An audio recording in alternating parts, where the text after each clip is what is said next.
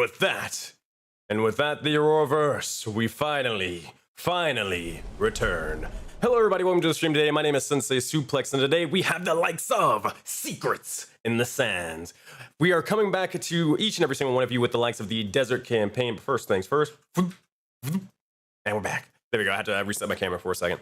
But yeah, we're back with the Desert Campaign and more. Hope you guys are ready for an awesome session as usual. However, we do have the likes of an individual that is helping us out in the likes of this game. Now, what that means is we actually do have the likes of this stream sponsored by Describe.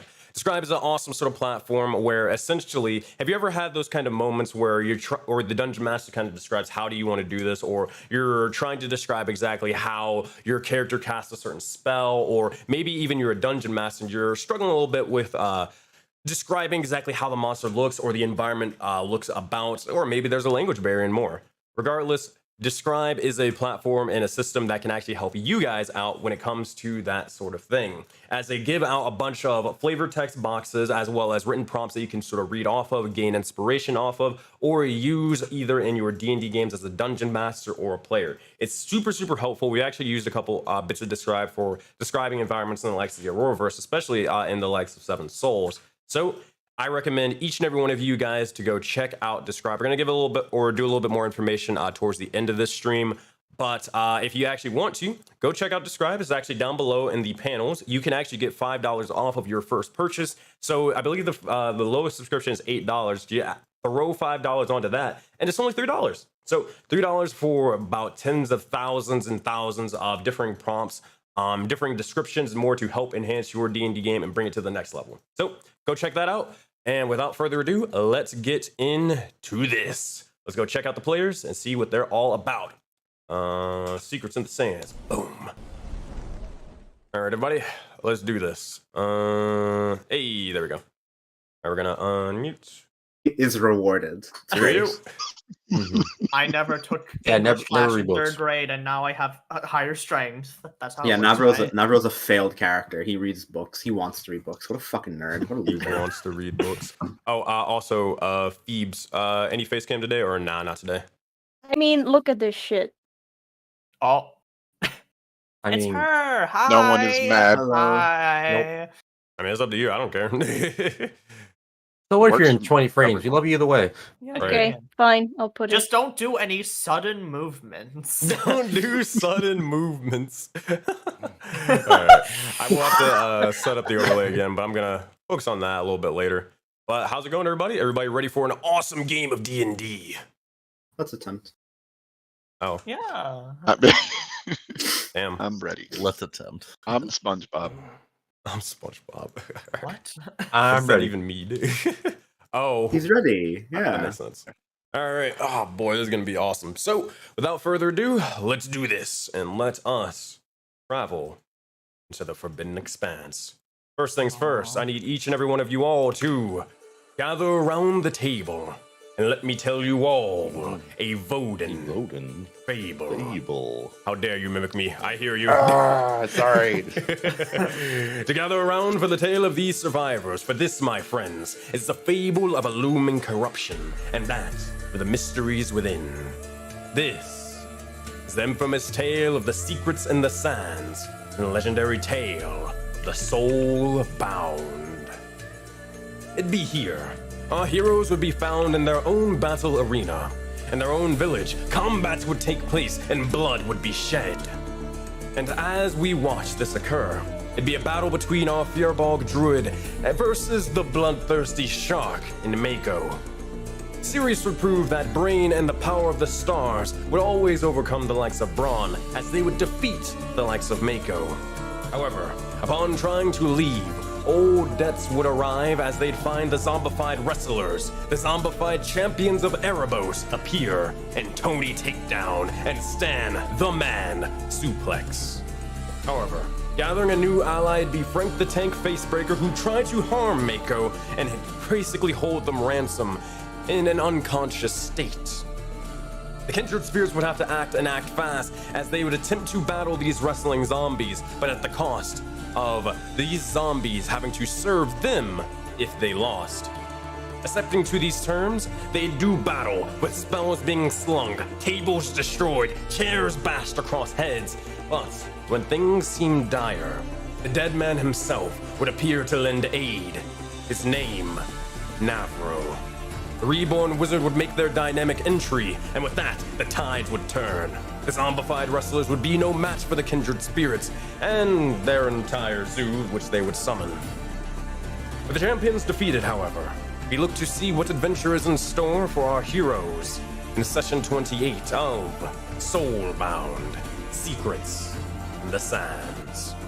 For that, my friends, pick back up exactly where we left off, specifically in the likes of the Forbidden Expanse, right in the arena with all your animals, your entire zoo.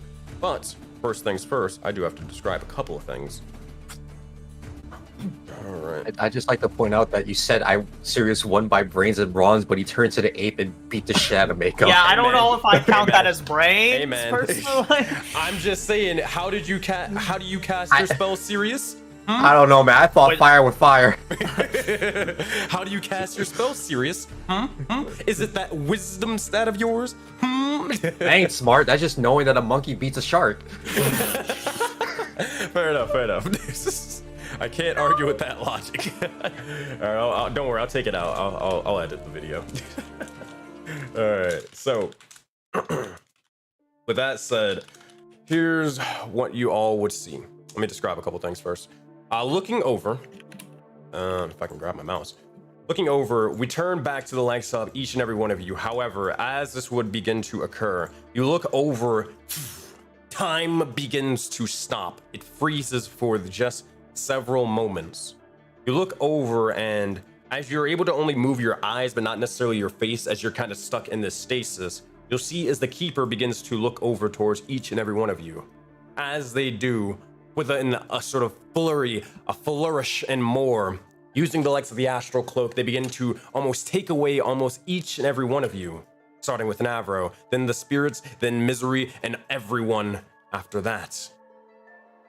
As you all are taken away, the only individual who is left is the likes of Zao Xenakis, Ebony and Ivory, as well as Inquisitor P. Spinesnap, don't ask the first name.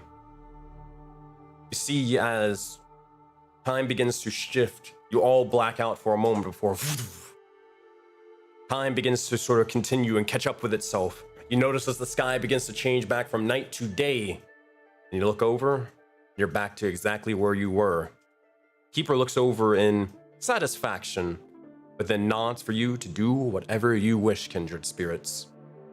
And with that, what would you all like to say or do? We're going to start with unless anybody has a preference on going first. I got an idea. Sure.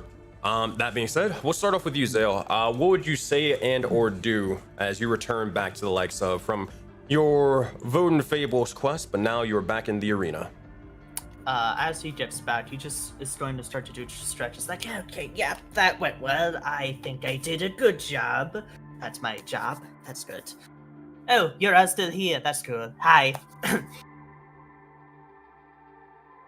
I don't need to be a chronomancer to know he was out for a while, right? You all have seen the Keeper stuff before. Now you know basically roughly what happened. Okay. Keep a look at him, but for the moment, keep to myself. I don't know everybody else here as well, so for Navro right now, it's just getting out of the arena and taking a survey of where he needs to go, or where he even is. Got it. As you're kind of doing that, you look over, and Phoebe, you would see as eventually your two companions will begin to start shifting back. The constrictor snake will begin to start coiling around you and eventually begins to wrap around the likes of the staff of the adder, the staff of the python. Eventually, you'll see as Nuna is just kind of beating her chest and just sort of jumping up and down, causing a ruckus as they're looking over and not necessarily bludgeoning Tony takedown, but they're kind of triumphantly standing over him as they look over towards Sirius and then you, Phoebe. Phoebe, with this said and done, what would you say or do? Okay. Sirius, I think that's enough. Can you Just get rid of Yeah. that. Kind of looking towards Nuna, just kind of almost like Black Widow and Hulk, just kind of like, all right, big guy, it's time, it's pretty good, it's getting pretty low, right? Kind of calm down, Nuna. As you do, you sort of look over, and are you dispelling the polymorph on her? Yeah, slowly. Okay, you got it. I don't know if she's gonna react.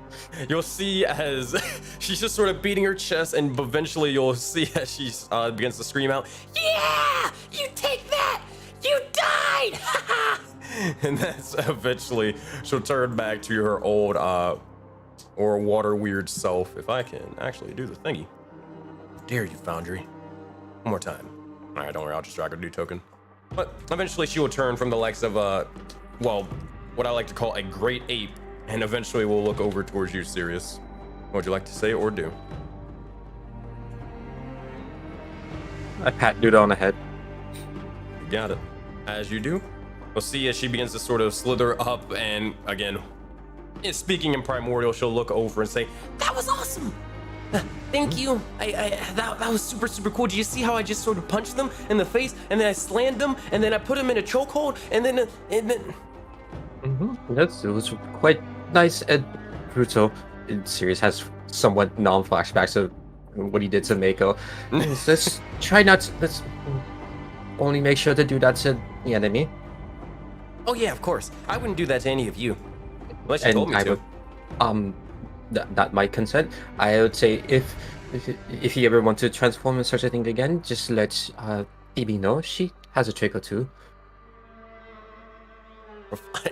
Am I gonna have to start balancing around there being a giant ape every fight?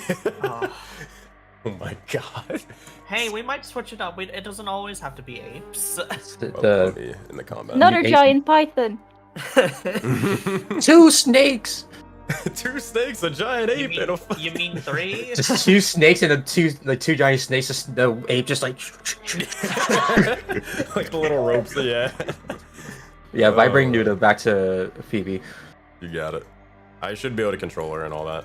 But she'll slither up amongst you and kind of go back to pretty much your wrist right now, Phoebe.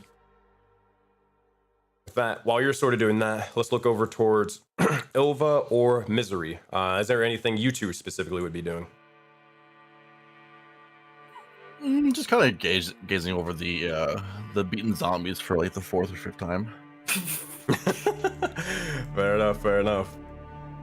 Anything from you, Misery?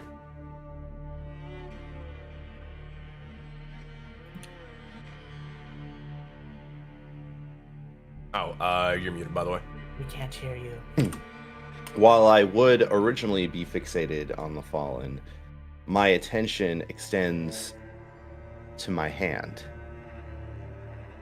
as I do believe there is something that has started coursing up my hand. If that is correct. that is correct. And you are going to, I mean, generally speaking, whether anybody would notice it or not, Misery is going to start looking off, kind of northward, but generally into nothing. And they're going to sort of take just vacant steps forward.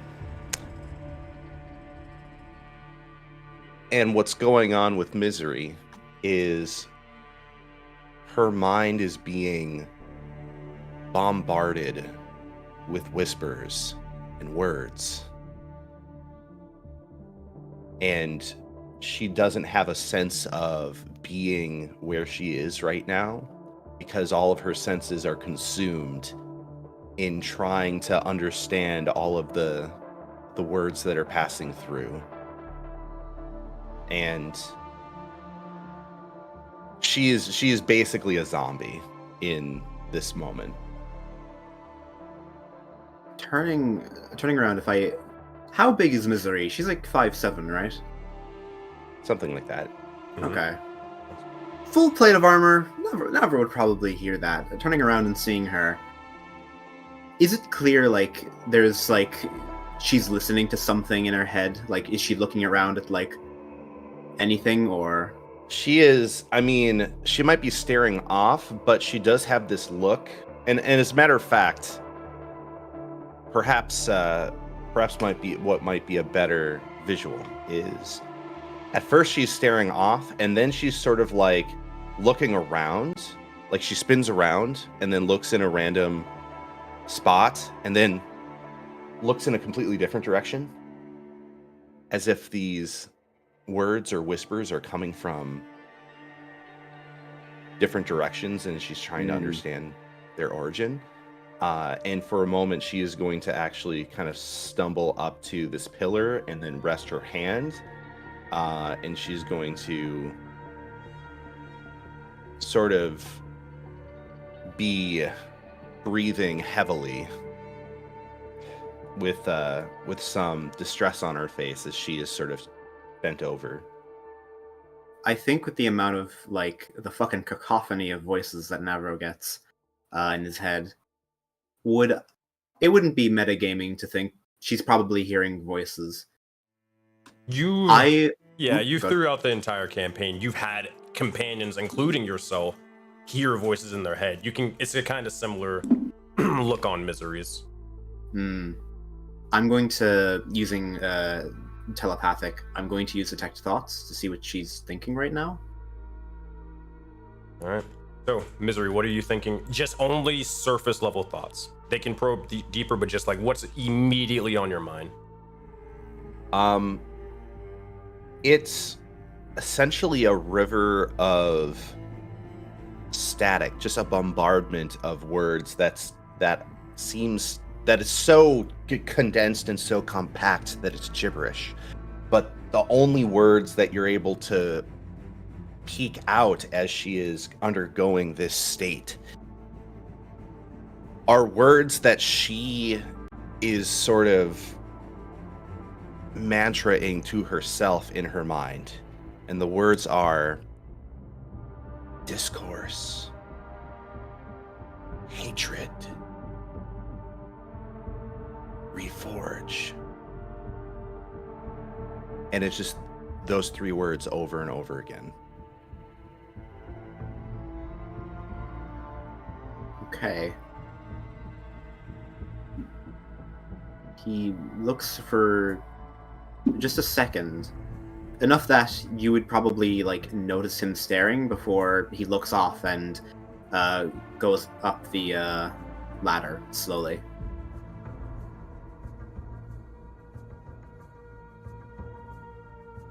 As you do, you look over and you'll see as Creelin, you have been already dropped off by the likes of the Keeper, and you see the carnage, the destruction laying waste in this arena. You see as Navro begins to start climbing up the ladder before you both meet each other's gaze. Creelin, what would you say or do? I'll take a glance at Navro, take a glance around the arena here, take a deep breath as it was probably a good battle. My eyes fly up to the top, and I'll be facing directly towards the step, but turn my head to the right. Just peer at Navro for a second. Kind of lifts the hat up and peers back. We'll speak later. Telepathically, you hear, "Not with each other in the same room." Understood. Reach back, grab my trident, and I will fly up and have it pull side down and perch on this rock. You got it. As you're beginning to do so, you'll see as just in the general populace, a bunch of the individuals, they're sort of cheering, and they're definitely hyped. They're excited that they're able to see the leaders of their village. Even though they kind of were like pretty convinced that you had this sort of in the bag, they're still happy. They're still ecstatic to show that, hey, you can defend your own village against invaders, because that's what they ultimately are, invaders. As they do so, they cheer, but eventually they look up towards the sky and they realize what must be done. It's back to work, back to rest, continue on to be going to make sure that the village is productive. Now, while this is happening, if there's anyone you would like to grab, or like before they leave, you can just do so. But if not, they're all gonna just basically start heading out back to their respective places. Mako's gonna probably stand back a little bit as they're still roughed up right now, but they're okay. They're living. They're not bleeding out or anything crazy.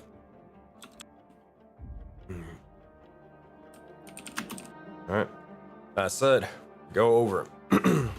Kindred Spirits, is there anything you all would like to do in the likes of this arena still? You notice as the zombified wrestlers are still on the ground, unconscious, knocked out, and they're just kind of laying there as the spirits begin to drag their bodies into a corner to kind of clean up, and they actually start cleaning up a little bit of the area, the blood and all the guts and all that stuff.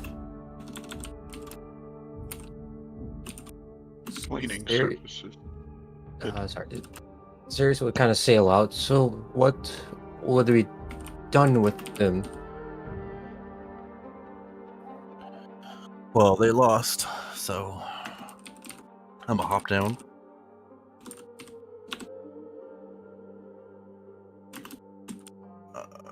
I only know San Antonio. I don't know this Frank guy. Nah. But they did lose, so they should. One sec.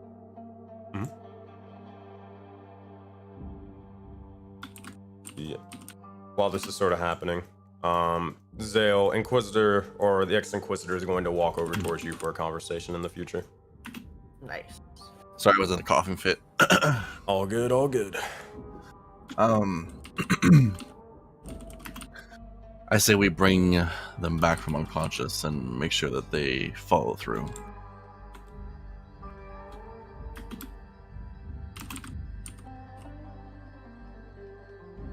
I am not too comfortable with this. How can we be sure that they will keep their word? There's no guarantee anyone would keep their word, but they're kind of like power-hungry people, and they lost. I would assume that there's some level of measurement of an oath, if you will, in terms of power and winning or losing.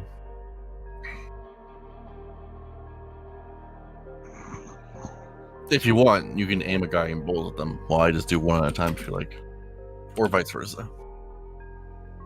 No, that's just fine. Actually, with this, no, yeah, technically count this out. Let me double check one thing. I think my resources, they're broken. What? What? What do you mean? Oh no. Oh yeah, I was seeing if I was having wild shapes.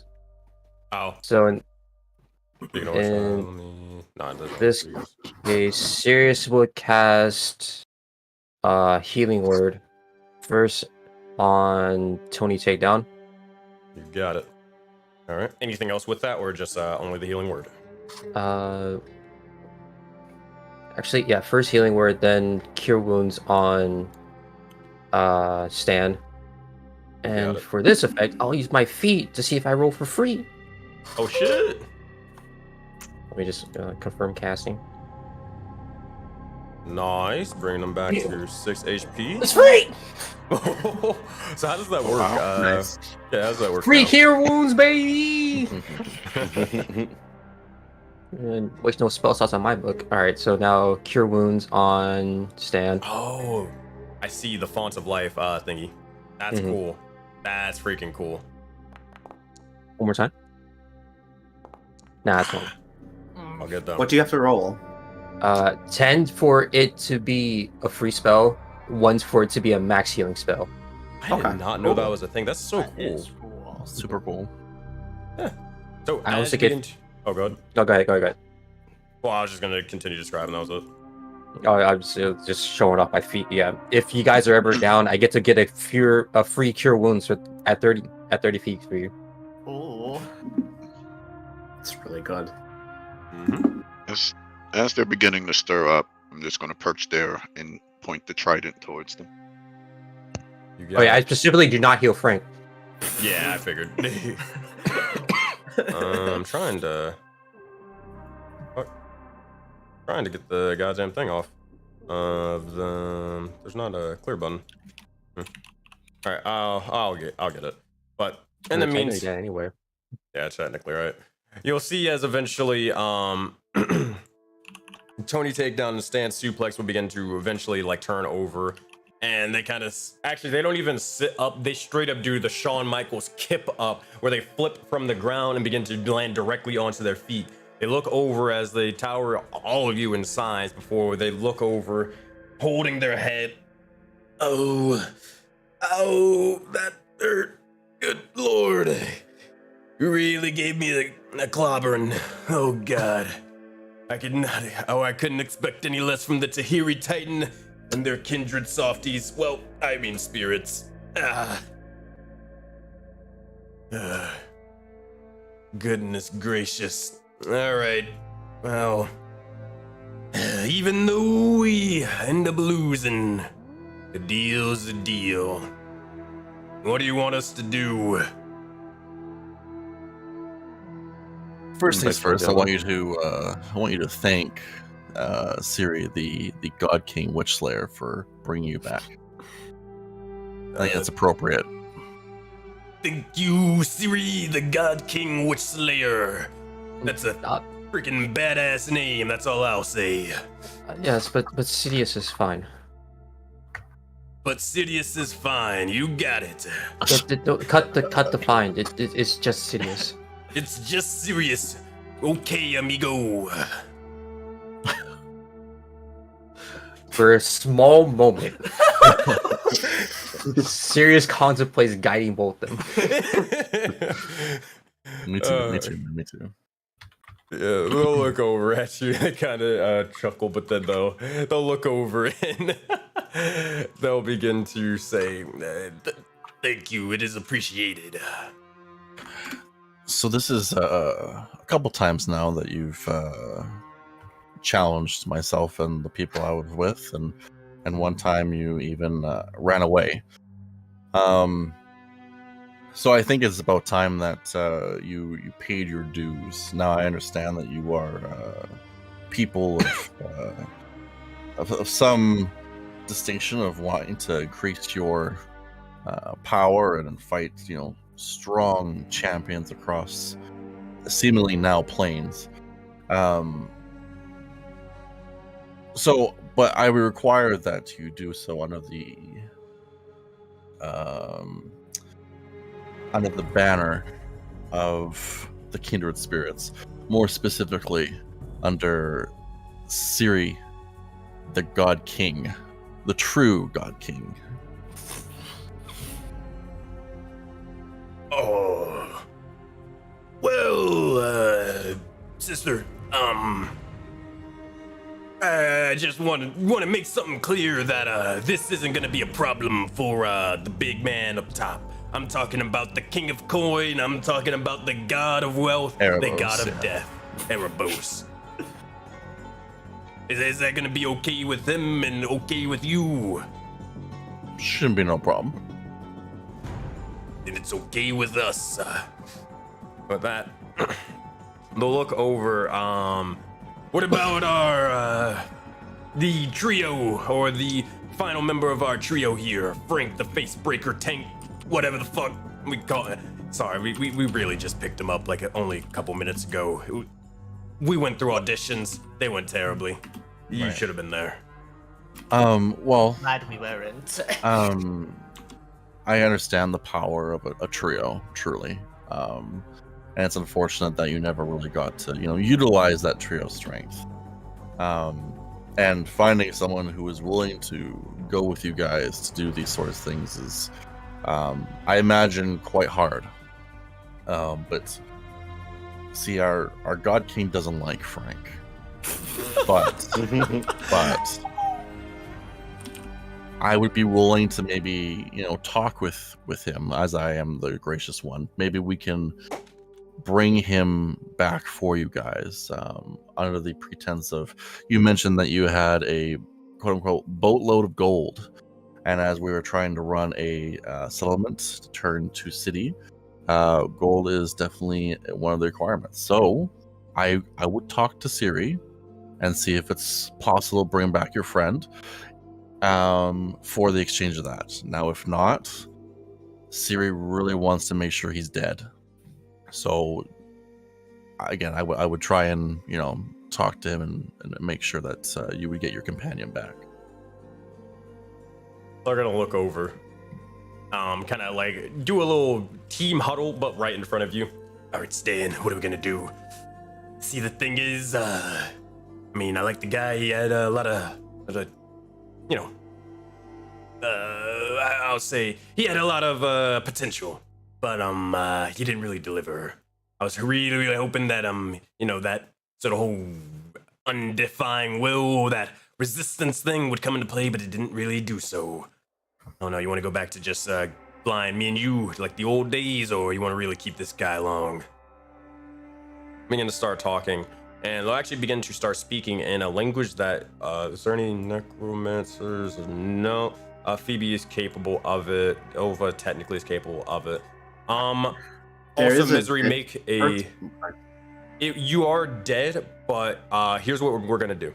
So I need all of you, so Navro, Phoebe, Ilva, and Misery, make, this would be considered a religion check for me. Literally the dead tongue. And knowledge of past life for this one. Yeah, I can't roll. Regardless. So how do you want me to do that? Gotcha. I can roll for you, or you can roll on D&D Beyond. If you got real dice, you can also roll through there. I have real dice. Yeah, go for it. Just roll real dice. Let's go, real dice. Let's go clickety clacks. Shout out to real dice. I've Real only ones. heard legends of such things. So, Regardless of my run, I'll move over to Siri here. yeah, go ahead. 8, 10, 19, and then... wait, Technically no. at 22. Oh yeah, 22 because of plus 3. Yeah, you're right. Raven, what did you get? 4. Oh. So, Just warming up. Navro, with your, just a general undeath-like nature, looking over towards them, just catching a glimpse of what they're or sort of saying, you're not able to understand them, but you're able to understand that this is a language that kind of feels, I wouldn't say similar, it's more of, you feel some strange kind of almost compulsion, not necessarily to listen, but more so to inquire more about it, or to almost, how you say, it's, gosh, how do you freaking describe this? It's almost like if you were cast like with a suggestion spell. You're almost through an otherworldly means, charmed to kind of do whatever the suggestion spell, tells you to kind of do. You feel that same or similar way right now, not like to that degree or extent where you're actually going to have to do it, but more so that same lingering feeling if you were to get that casted on you, that's how you feel a little bit right now. And it's more so when they're speaking this language, it is not a normal language that you would know immediately, but that's kind of where it's coming from. Something more necromantic, something focusing on the manipulation of death, specifically once it's already happened. Make an Arcana The check for me. language? The language or what they're talking about? The language. Just for shits and giggles. That is not what I intended. I got you. I don't know why that was 2d6. I'll take the very first roll, which is a 2. Yeah. So that's 32. 32. So, Navro, you've heard very, in the smallest bits of, or the smallest tomes, the smallest libraries and more of, or the bits of necromancy and such. And when it comes to controlling undead, whether you've actually done that yourself, that's completely up to you. But you know that whenever it comes to issuing out commands to undead, typically to speak verbally, you'd be weaving the likes of another secret language within your words themselves. That being, well, simply the language of Necro. Necro. It's an or language that's specifically spoken amongst, well, dead individuals to communicate with one another. The sort of undead equivalent of like celestial, things like that. Exactly. Not infernal, not abyssal, but specifically a language of undeath. The critic from Pathfinder, got it. Basically. Okay. And there's no ties. Regardless, I'll stay and keep listening. You got it. As you're kind of doing so, you don't see it, visions of it, but you more so feel almost what they're sort of talking about or what is being conveyed. Almost thoughts of severing, thoughts of throwing, maybe even rebonding, re-strengthening, gathering a new force. These basic themes, these basic ideas are almost shoved into your head as you overhear the likes of this language. But considering that you don't actually understand it fully, you're not able to make out and understand exactly what they are saying. But doesn't mean you can't learn it later. All the same, I will cast Comprehend Languages on myself, just for the moment. Comprehend languages? I understand the literal meaning, at least. Literal meaning. You'll hear as they begin to start speaking and saying, all right, maybe we can go talk to the other ones, the Phantom Rogue and all that sort of stuff, or maybe we can talk to the biker. Okay, maybe not that guy. Maybe I think that's a little bit too much. I don't know. I'm just not trying to get fired from Erebos because this fucker didn't do his job. Maybe we can just sort of throw him out. Leave him in the ocean over there. I don't know, something. We gotta get rid of this guy. It's dead weight. Oh, damn. I call out to them, perhaps in a manner of discussion, you should be clearly communicating with everyone involved. I'll use a minor illusion to create a steel chair in my hand, wave it about slightly before it dissipates, and I walk off. Just so it like fires off the synapse in their head from last time. As it does, like, kind of have a brief nom flashback for a second as I look over towards you. It's like, all right. Theory Titan, God King, Witch Slayer, Sirius, or actually, my bad, just Sirius. So here's what we're gonna do. Seems to be that this guy is dead weight, and we're gonna, before you even wake this guy up, we're gonna put the blame on him. He's the reason why we lost. As long as if Erebos comes a knocking, that's what the story is. Can we come to an agreement with that? We can sort of dump his body in the river. We don't really care. We just sort of picked him up like 10 minutes before this fight. But you guys lost together. Why would I lie to Erebos? Why would you try and put that on me or us?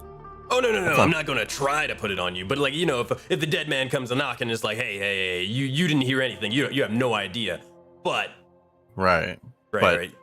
You're not. How about this? You give me the gold you have, and I won't tell Erebos.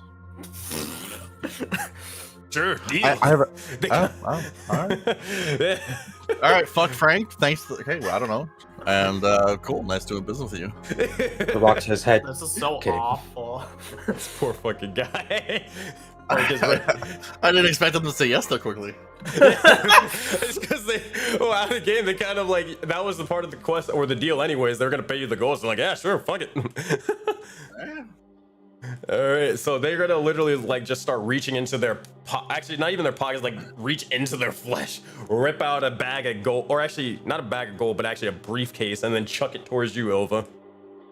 Briefcase. Oh my god. Oh my. What is that? It's so square, like rigid. Just like kind of pick it up. It's like got goop on it. Yeah. Yeah. Is that a weapon? No, Krillin. It's not, I mean, it can be Stance. afterwards, but not right now. SenseiSuplex will look over. I can be. I like the way you think, Birdman. Interesting. Cool. Wow. Did you check its contents? I can grossly undo the clasps. You got it. As you do. How does that? What? Oh my god. Yeah, you're smart enough to kind of figure out after a little bit of sort of playing around with this thing, you're able to open it up, and eventually you see as there are gold coins lined up ever so intently with the likes of little dividers and such, and counting all of it, we don't have to go through it, but that comes out to about 1,000 gold. Dope. Okay, let me just have that. Okay. Oh god. I love capitalism. Great. This is lovely. So in this case, I take out the gold brick that the kobold gave me and just put on top. It's an extra 45 gold. Not to interrupt, but we're at 3K right now. 3K. Over, Navro would be like, sorry. Okay. No, you. Navro looking at that. That is more gold than I think he's ever seen in his entire waking life. Oh no! These people make money. They're not even reacting. They make money. Fuck. Big spenders on the block. But as this is sort of happening, Ilva, make a perception check. This is with sight. Zale, yeah, because you're an ocular, I'll give you, but it's just a straight roll though. Fuck. 20. All right, Ilva, you'd clock it. Zale, 9, not so much.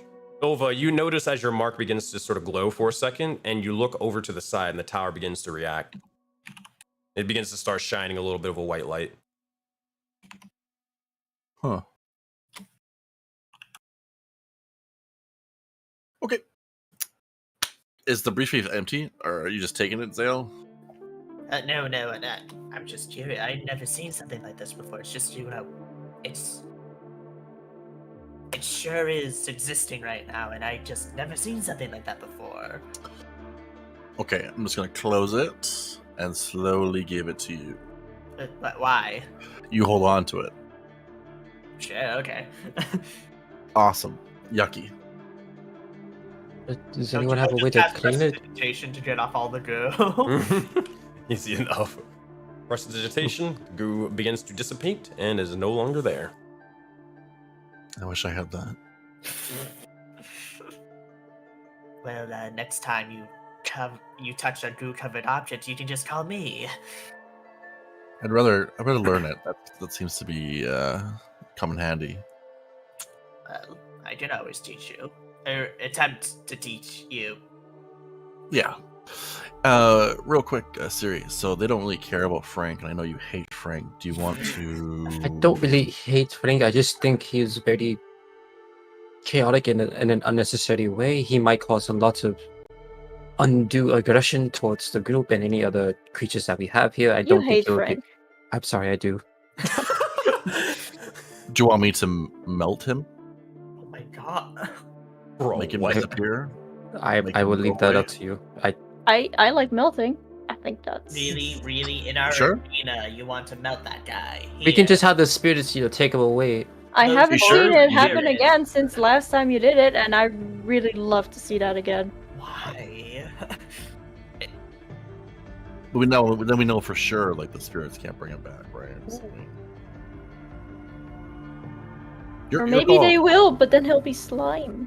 Oh, that'd be cool. That'd be a much better improvement than what he is right now. So disturbing. God King? Forgive me.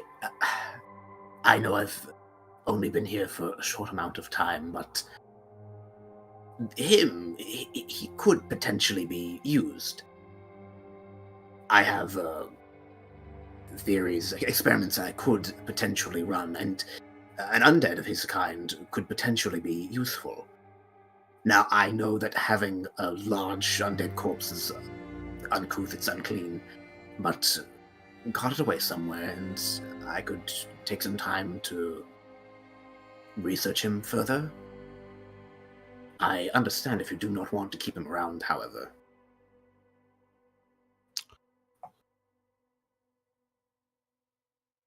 I mean, I personally have no problem with necromancy. I used to travel with one or associate who could do that. Are you trying to make him like different or bring him back to maybe what he was? Like, what do you mean by the experiments? I have many spells that I create, and I'm wishing to see the effects on biological matter. Having one that has been affected by necrotic magic would be useful. The decision is yours. Interesting. Oh god.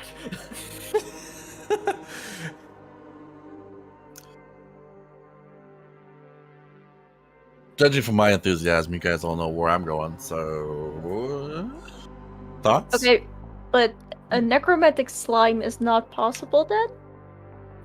I mean, maybe if it turns out that there's nothing to do with the corpse, maybe we can make him to a slime. We can Okay. make a little bit of slime. We can take like a hand or a foot. But yeah, maybe there could be like a newer call. version of slime or something.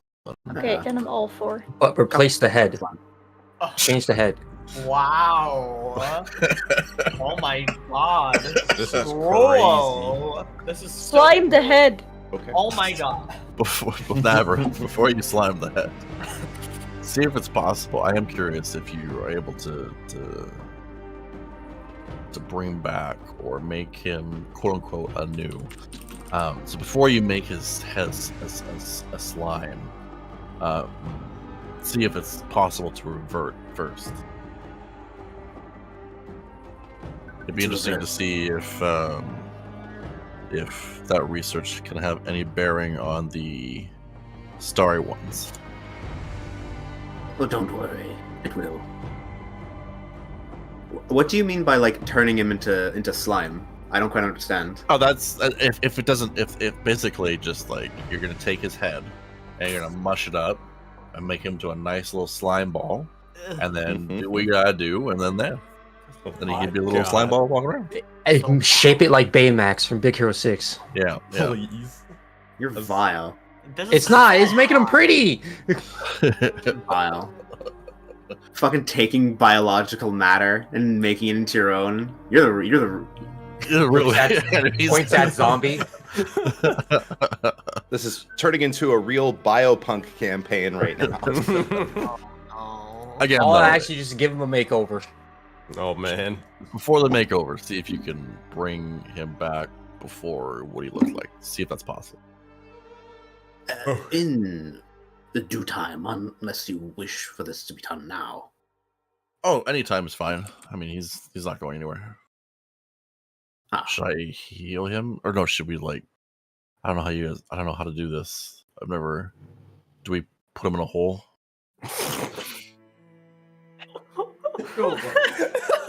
Is this like the book holes? I don't understand. I as much as I don't really like his company, I will make it easier. If he does run amok, just put him back down, and I mean, we can make him a hole. I mean, you did it before with our new friends. We could make him a hole. oh yes, I cannot do so right now. Okay, so then let's just detain him. Something. Oh, maybe the prison's available. Prison back there. I don't know if it is not. Wait, I we have don't prisons? believe so, unless N was able to make it. I don't think it is, not yet. Unless I'm This is the saddest day crazy. of my life. Actually, nope, it is. Oh. A little small for him, but hey, you can fit him in. Yeah, don't worry. Yeah, we'll just stuff him in. This is Perfect. So we do have a jail. So we're going to put him in the jail. We'll revive him. Very low, though. We don't want him causing a ruckus. We want him to keep him weak. And then when you're ready to make him a nice whole, then we'll transfer him again. This to me or to Sirius? Serious. Understood. This also reminds me, I know I make accommodations for Gronk as well. Oh, that's probably best too, yeah. For what I intend to do, I wish for him to be as is. Though if you prefer for him to be conscious, then that is fine. I just don't want him to fully be taken away. I don't know how undead go away. The consciousness is just for ease of use. You can guide them instead of having to carry them. Yeah. It's fine. I will leave this up to your judgment. I would need to prepare for the coming travel. Cool. And then Sirius kind of walk over towards Misery. Is Misery still like kind of out of it? Misery is sort of recovering a little bit. And she sort of has been focusing on. I'm gonna roll a wisdom saving throw. I think. Fair let's leave enough. it to the dice. Wisdom saving throw. She's still being bugged by a lot of whispers and stuff, but she is standing up straight. She is trying to tune into the actual conversations of everybody, and she's going to turn around and kind of notice Sirius approach, and it's going to be a little bit of an abrupt pause as she realizes that Sirius is there, and she's like, "Oh, did you need something?" More so checking on your well-being. Just seeing if you're well. Oh, I'm fine. It was quite an intense battle. I'm simply trying to get a little bit of my breath. I've had worse. I think at this moment in time... What? Wait a sec. What is everybody doing with those bodies? The other two are being utilized for monetary gain and also a form of service to Aurora. Let's say Monetary cost gain. pass forward. Yes, we have received, I believe, 1,000 pieces of gold. Are we running a repo service now? I have no idea what that is. I would leave it to Repossession. Serious. repossession of what? That is to say, taking others' internal. Anyways. No. Now I understand. No. This is because of the challenge that they ensued upon us. This is the gold we received for the challenge. Right. Well, I feel like I've had enough simply ensuring that the dead stay dead. Speaking of which, and she's gonna kind of like look around for a moment, and then is going to notice notice Navro up there, and then she is gonna look back to Sirius and and she's gonna say, "What is Navro doing here?" That was another thing I would like to see about, but I'm for our precautions, I would just kindly request of you to just keep an eye on him. If there's anybody that will most likely keep an eye on him, that would be me. Though he did quite certainly help us out in a very big way during this battle. I have no doubt for his services, but more so for his burden being the mark. And Well, again, for your own safety.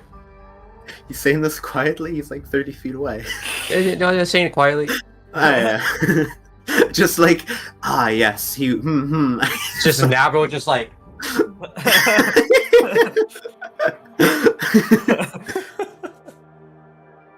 The soulbound way, just talking shit about people, but like, Hey, you see that guy? Hey, watch that boy. He's like, hello, sonny. Don't worry, I got him. I think. Oh god, fucking passed out. Misery is going to step up to Sirius, and she is going to smirk a little bit, and she is going to sort of pat Sirius a little bit on the shoulder and be like, "Oh, don't you worry, You Sirius." can reach. Oh, yeah, of course, he's very tall, isn't he?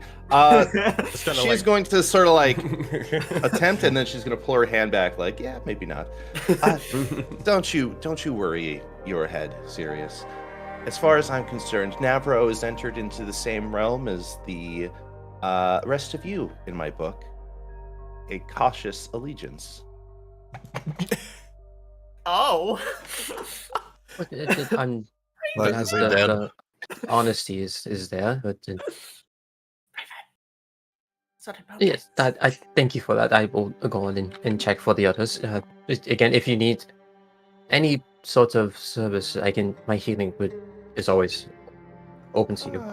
Oh, she failed on her deception on something. Oh, Okay, man. so you're gonna very clearly. You're gonna very. The thing is that you were probably.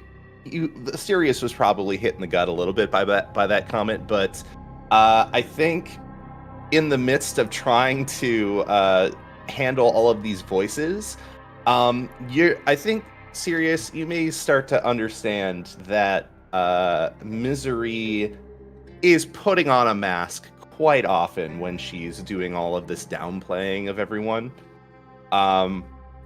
and you. I feel like if I rolled a 1, so I feel like you would have an epiphany that that Misery does not actually regard everybody in like a lower than my a less holier than myself view. It's the way that it's the ways that she interacts with everybody, and that you actually get a sense that she's incredibly behind her mask, behind her facade. She is like ridiculously appreciative of the fact that she actually is not out in the middle of the desert, and that she is around people that consider her part of the community, despite the fact that she is still trying to handle that as a concept. And I seriously would not really just take note of that, but respectfully not point it out, and then walk away. And she is going to sort of like nod a little bit and be like, like she's gonna kind of look off a little bit, kind of thinking to herself like, those are the right words to use. And then she's gonna like sort of like shake her head like, don't even think about it. Don't worry about it. As you're sort of, oh, good. Oh, she's going to kind of wander up towards Navro. You got it. We're going to wander up to the likes of the ladder and more. But before we go with that, seriously, kind of walk over towards Phoebe and Zale real quick. Ex-Inquisitor Spy Snap will look over. Oh, hey, Zale, just a moment whenever you are free. You can continue what you are doing, but swing by and grab a conversation with myself after you're done. Yeah, of course. As he does the thumbs up and he's trying to go back to petting Ivory, like, oh, you're so vicious and deadly. I love you so much. You're so cute. Oh, you're so cute. Kind of like start purring and nuzzling into your arms. Oh. They're just big kitties. Yeah, of course. That's all they are. That's what we are. Didn't Big think I'd kitties forget about you, Ebony. I did not. You ever heard a You're so lion meow? vicious. It's really uncanny. Actually, Yeah, they do. I'm pretty sure Oh, lions yeah. meow. All, I know. all cats meow. There are some that don't. There are some that don't. I'm pretty sure. Lions don't meow. They make Cheetahs some kind do. of noise. Cheetahs do. Oh, Is it okay. that one of them doesn't meow and one of them doesn't roar? I don't think cheetahs Cheetahs roar. don't roar. They Yeah. can't. They only meow. Mm. Gotcha. Well, Fun while you're animal sort fact of the day. of well, while you're doing that, Phoebe, you kind of look over and you see Azale is just very much petting it and sort of giving Ebony and Ivory head scritches and more. Is there anything you three in particular are saying or doing?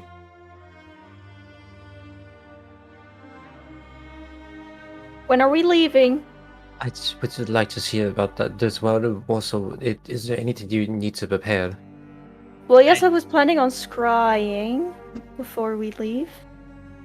Any other materials or some such? I plan to concoct some potions.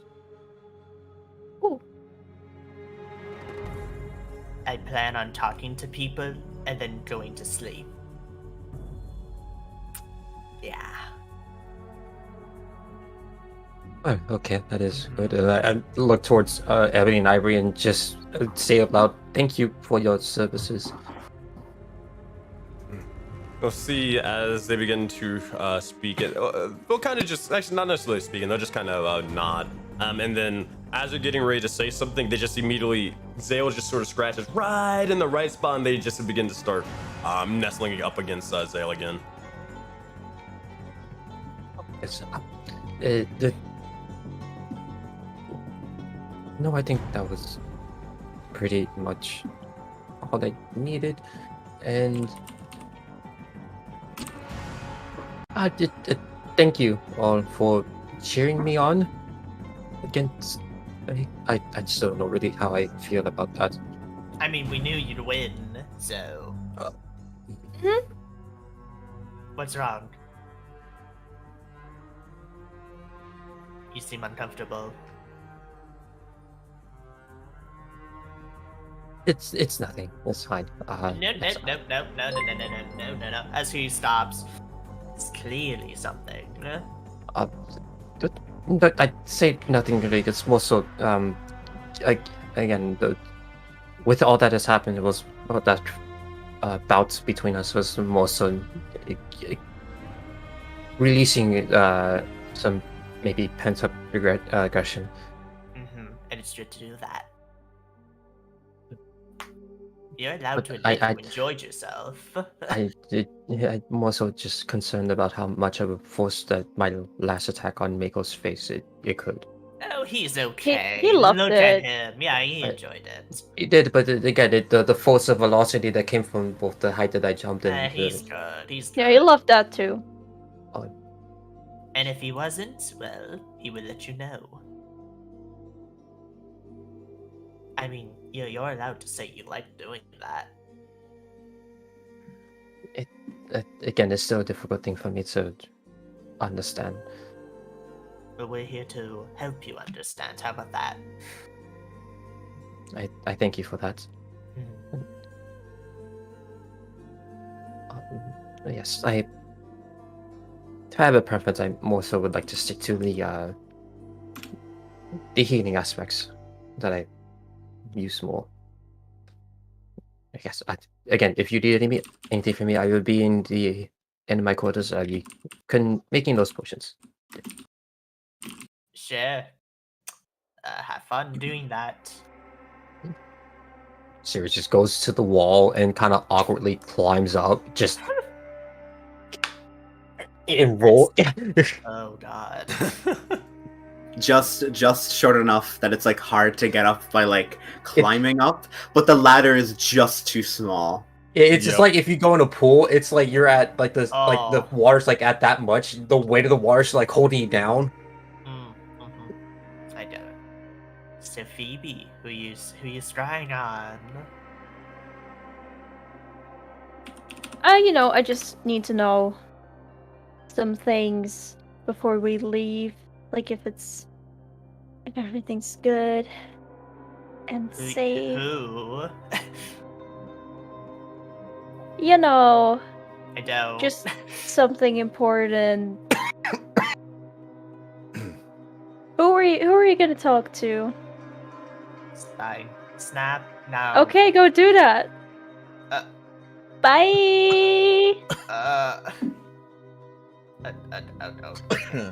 Did I do something wrong? I'm walking away. By the way, Oh. I'm going to my room. You got Like it. she can't move. Alright, easy peasy. Just start walking. I'll talk to you later. Oh God. Fuck.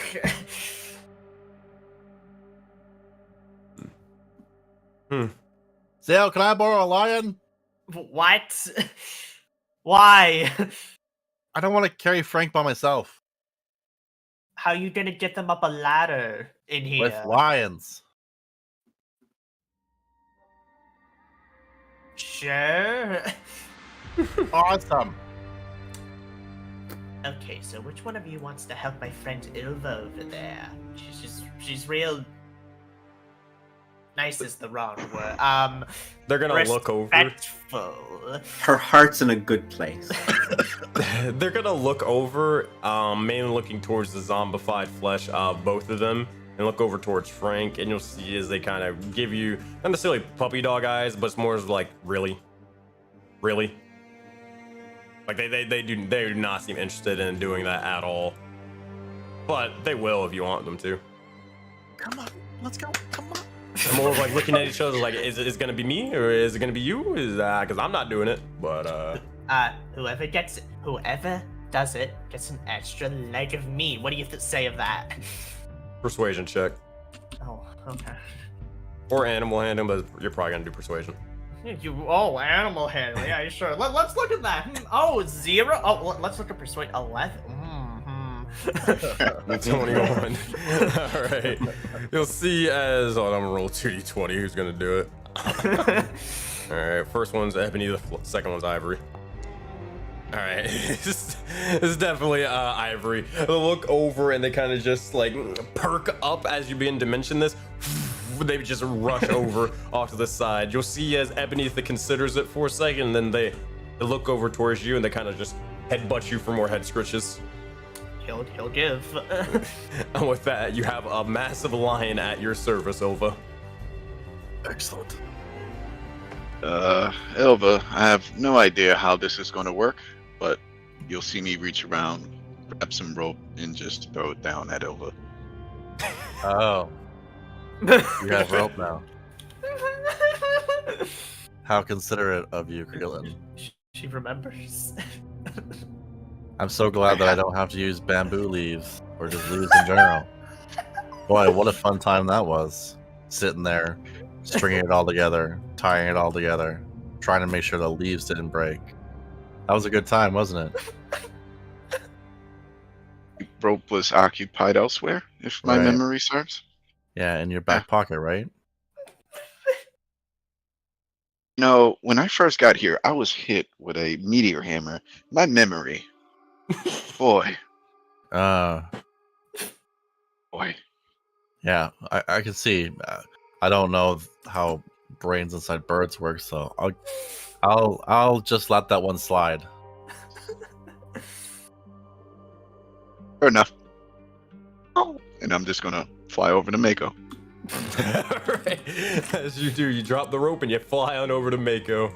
As you do, you see as Mako is kind of, they're awake, but barely. They're just kind of nursing their wounds, kind of tending to it to make sure there's no more bleeding or anything like that. They're all good, but they're definitely battered and bruised. I would assume, Misery, you are heading up here as well, correct, or no?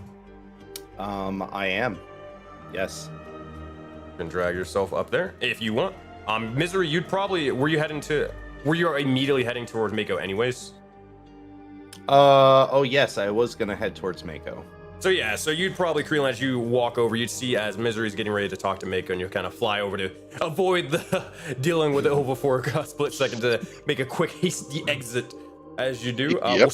we'll start with Misery, and then Krillin, you can jump on in whenever you feel. Mhm. Oh. How are you holding up, Mako? I mean, I would be upset, but I'm actually kind of ecstatic. I'm kind of happy. I'm not gonna lie. You see the whole thing with the sort of the whole ape thing getting thrown into the wall, slashing, dashing, going into the water, revealing a couple of tricks of mine. It was a great time. Upset I didn't win, but hey, it's all good. I'm not upset at all. No grudges, not a single one. I'm gonna incite that. Insight check. I would think that his pride Sus is as fuck. quite bruised. 15. Yeah, he is. He puts on a good front, but it's not good enough for you. This man is broken. Oh. Misery is going to recognize that and is going to understand, be like, as far as I'm concerned, turning somebody into an ape, that's, well, I would almost feel like that's illegal. But you know what? I think mano a mano, there is no contest. There is no contest for you, Mako.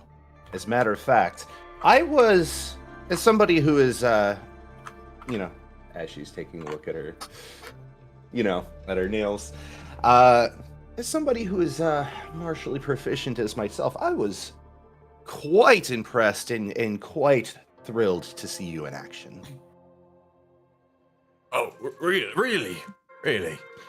You, I would say that you can definitely tussle with the best of them, and I've seen some very effective warriors in my time, and you are definitely within the high tier of what I've seen. And let me tell you, if it wasn't for even during the point of fighting a giant ape, I was surprised. I was surprised that the ape could do such a thing. But what I was especially impressed at that moment was your ability to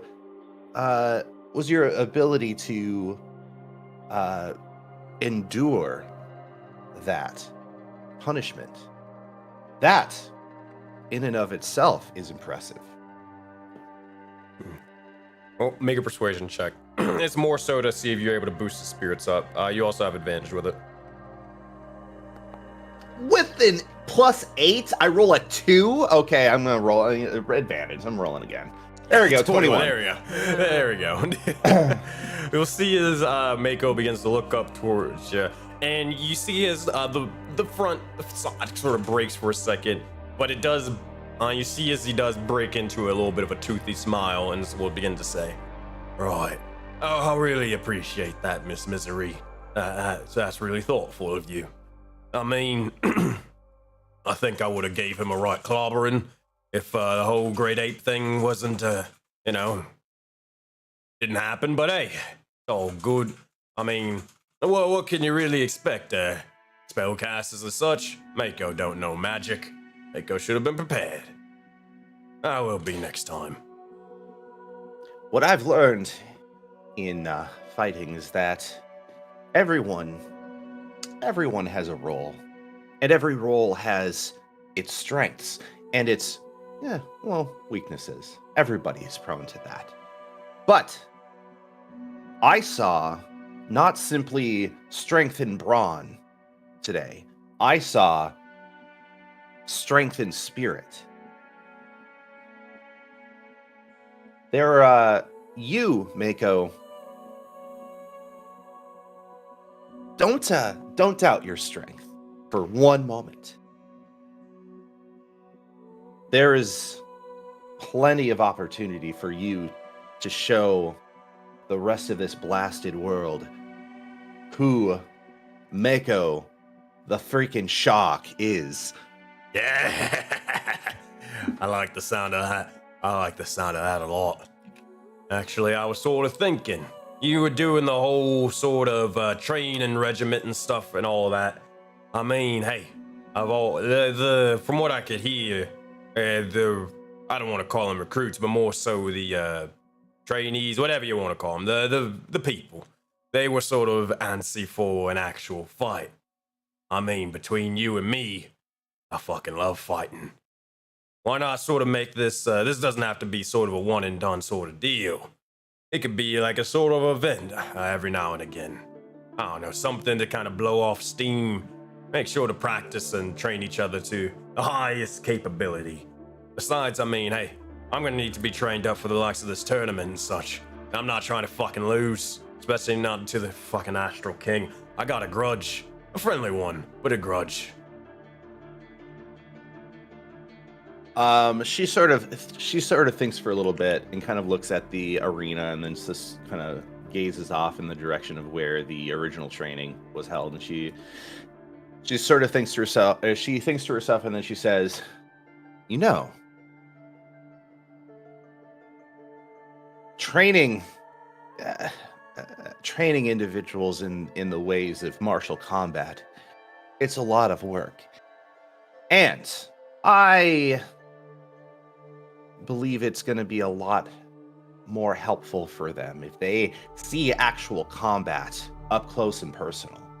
Which is why I wasn't all that disappointed when I heard that you were facing down Sirius. I very much expected the kobolds to learn a thing or two about the left hook and the right hook.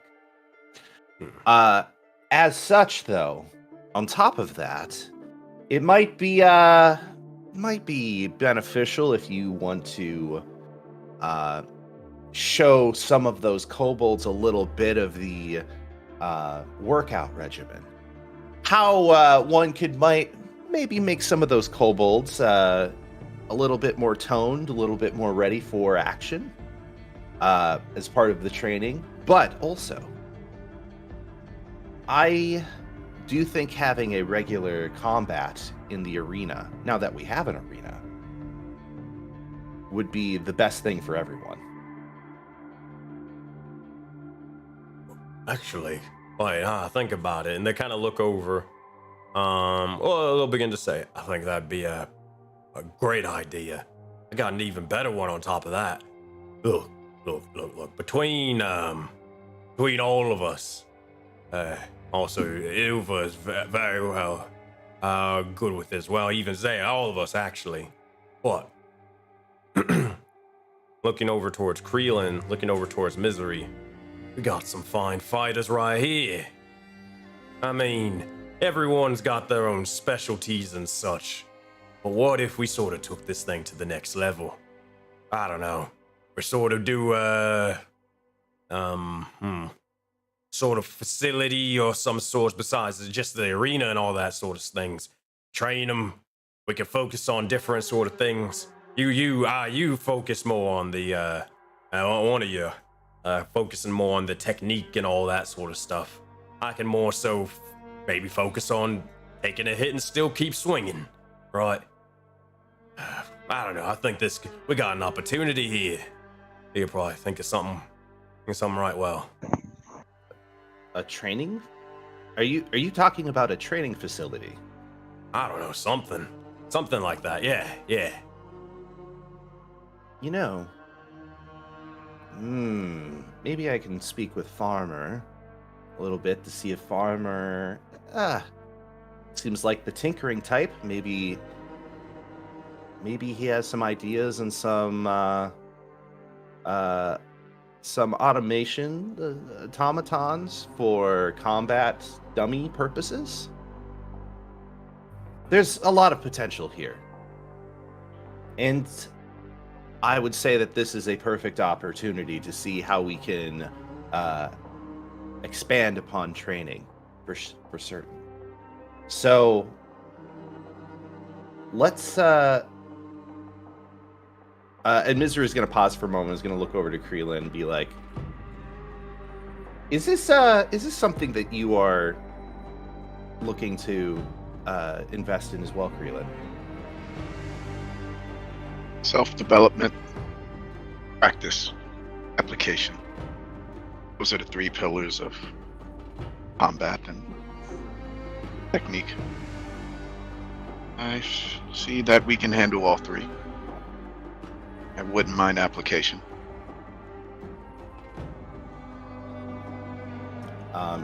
Mizu's going to nod with a smirk and say, "Wonderful. In which case, let's maybe talk to Bilroy, cook up. Sorry, thinking. Let's talk to Bilroy, maybe cook up a couple blueprints, talk to Farmer, cook up a couple of devices, and brainstorm something. Yeah. But it's been a long day. I think. Sorry, it's been a long day, and maybe we could discuss it over a meal later in the evening. That is to say, now it's morning or afternoon. You know what? I still have not understood the day cycle. It's very strange. Right, I was going to say the same thing. And yeah, when we do have that meal, we can discuss your relationship with Farmer.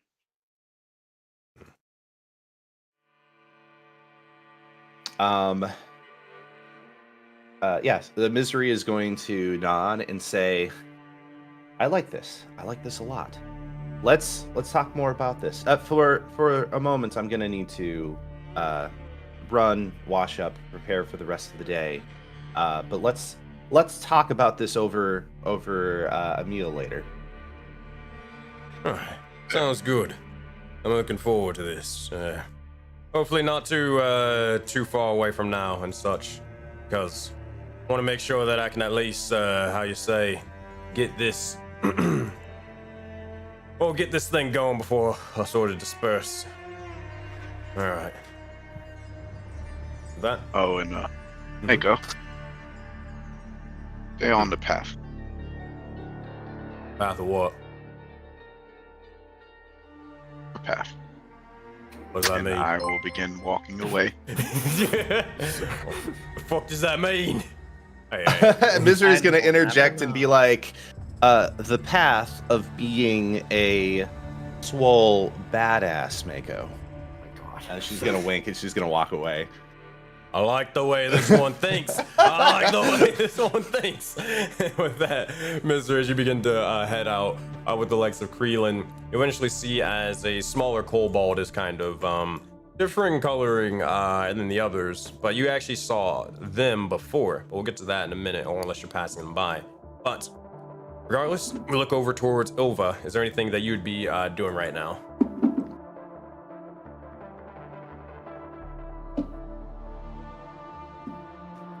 I hope the rope is around them finally. Yeah, the ropes are all good.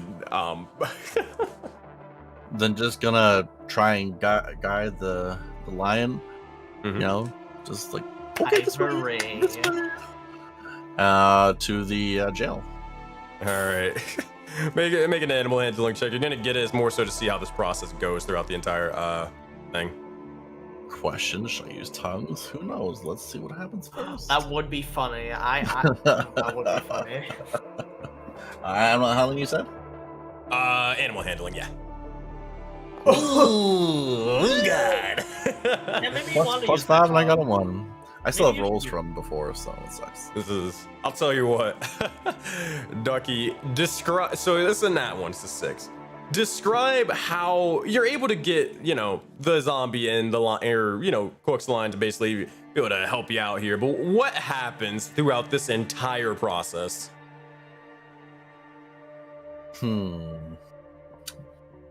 I guess since it's a 1 and they are Zale's pets, I guess I would be not taking it as seriously, perhaps. Maybe just wrap the rope around Frank, God bless him, and then try and put the rope around the line here, but just very just treating it just trying to not taking it very seriously since it is Zale's pet.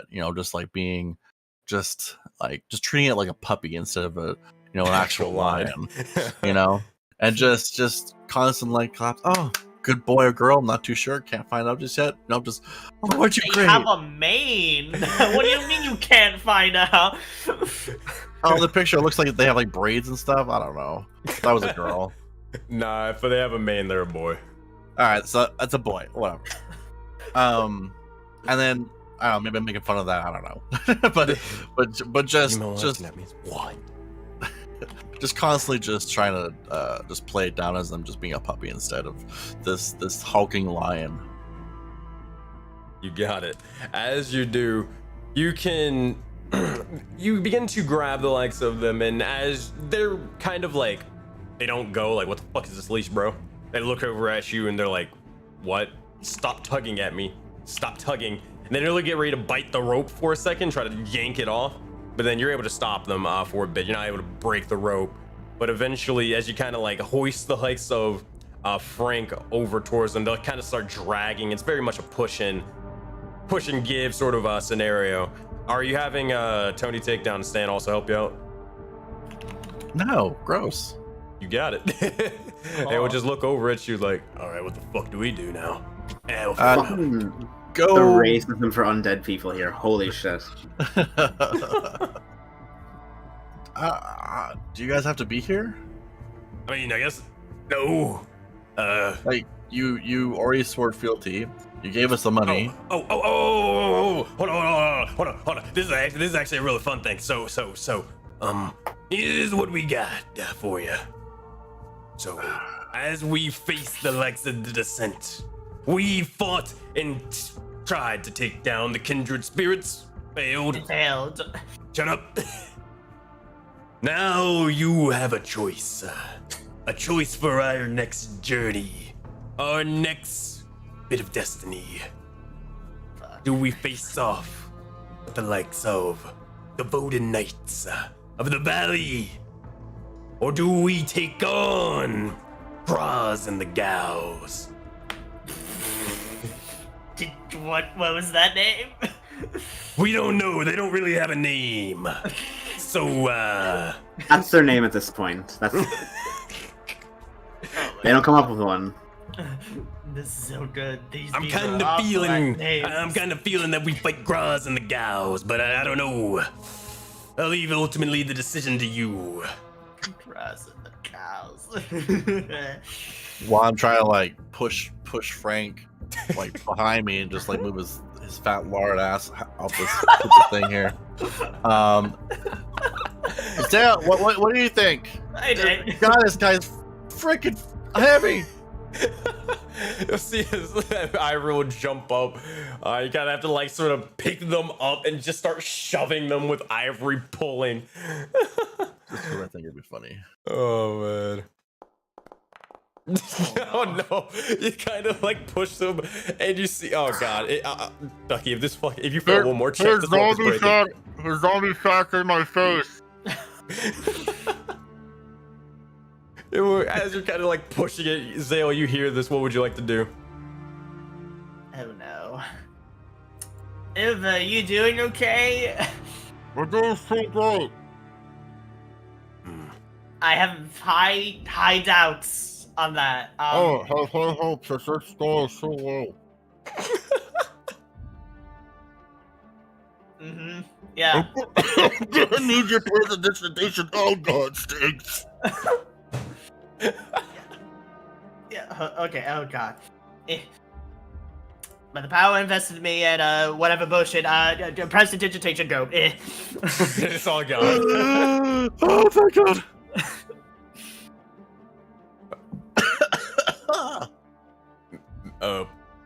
Miss Silver, do you need help? No, I'm good. I'm good. All right. Okay. All right. I'm just gonna let that one. Oh God, it smells like ass here. I'm gonna get out of here. Hey, wait up! You're gonna see as they're gonna go chase after Misery and Kreelin. Oops, not that far. But as I'm climbing the ladder, I'll just say, who was Graz? The bear lady, I think she's in hell right now. Ooh, you're telling me that she's already in hell, the underworld. Well, she's not dead. She and her cows. They're gonna rush over. They're gonna like surround you for a second, and Stan's just gonna pick you up, not like aggressively, but more so just like to really emphasize the point that kind of starts shaking you. You don't understand. You don't understand at all. You're right, I don't. Why are you shaking me? The underworld, come here. They point out towards the sky, like it's the skyline and everything. You see, the underworld is where our king resides. That is where the Erebos, the God King, besides the Witch Slayer part, the undead king, that is where they reside. To show and do combat and battle in front of them would be a glorious thing. If you win. You're right. What happens if you lose? In front of your king? That's not gonna be a good one. Oh, yeah. I think they'll probably just elevate the winner to a higher power thing or some shit. I don't fucking know. Can't let Why that didn't we happen. get higher power? Because that wasn't a part of the deal, and I keep pushing. I will come down this ladder so fast, guiding bolt you. Why do you have to come down the ladder? You could just do it from here. I'm not very good with ladders. See, they start just dragging more over. Okay, well, if you want to take the risk of losing in front of your king, by all means do that, but I'm not taking the fall for that. Zale, ask him to bring back something from hell. Also, bring back something from hell. I would like that a lot. Win or lose, come back here. Yeah, win or lose, you're coming back, right? Yes. Yeah, we're kind of beholden to this place, yada yada yada. We're gonna throw a Friday night powwow every time, blah blah blah. They're coming back, Ilva. That's so great. Yeah. Just remember, stuff from hell will be kind of cool. I would like things from hell, just saying. Wait, Alright. wait, hold on a fucking second. How are you getting there? Oh well, Erebos just kind of summons us there. Kind of just can go with if we want or not. Why you want to come with? Maybe. There's the entrance. Just kidding. He sent it to the vote tonight. Well, after all this time, she's kind of like, "Hey, you want to ride?" It's like, "Yeah, sure." I could have just gotten an Uber this whole time. They have Lyft. Lyft. That's cheaper, I think. I mean, well, you're like a. What the fuck are you? Are you like a devil or something? It's complicated. I'm an oculi with horns and hell powers. Actually, it's not that complicated. Never mind. Yeah, sounds I like, look more complicated than it sounds. yeah, it sounds like a devil to me. I mean, we could always just ask if, like, hey, Erebos, my king, my lord, my liege, you care to sort of get this little scrawny sack of horn crap or whatever with us so we can go fight these guys in your name? It'd be a great thing. I wouldn't be calling me that after what I did to you two in that fight.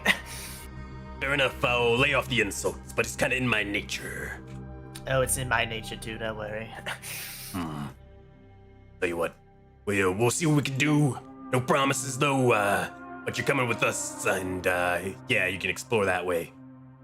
Yeah, sure. All right, sound good? Sure, yeah, whatever. All right.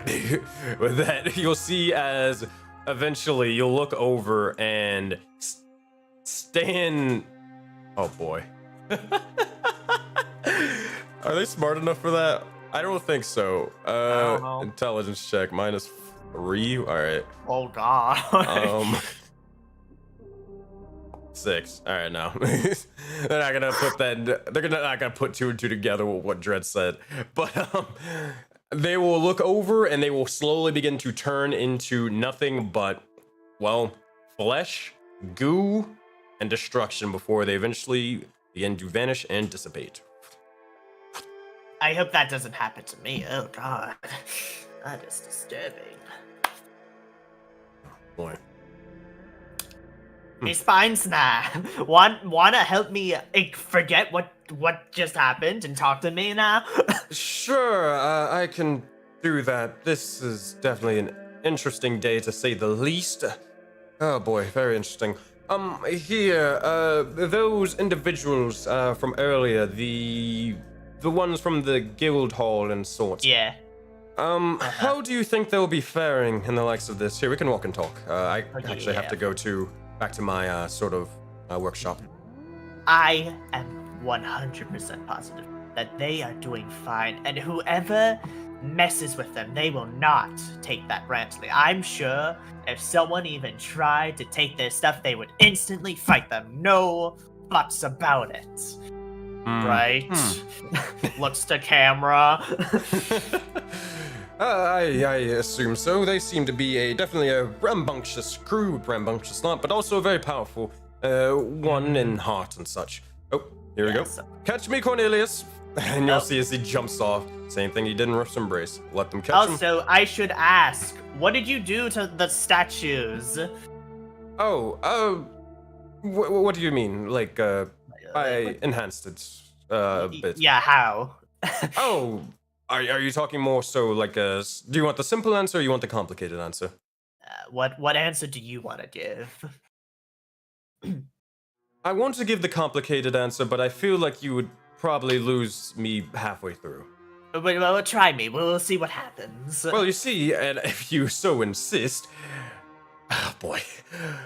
Essentially what I decided to do was I decided to instead use a little bit of prosthetics that I typically do, and instead of using prosthetics that are used to enhance the likes of arcane magic inside of them, almost like a magic stone, I decided to take the runes themselves and place it upon the likes of the statue. I decided to give it a little bit of a more of a, how you say,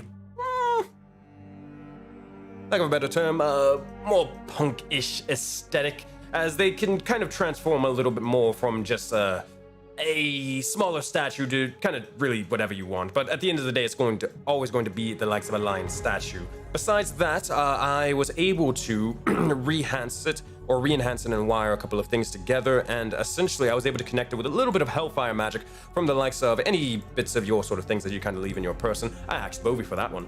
So they kind of rummaged through your stuff, and essentially they were able to give me a bit of your materials and such, and I was able to imbue the likes of these lions with hell magic. Okay.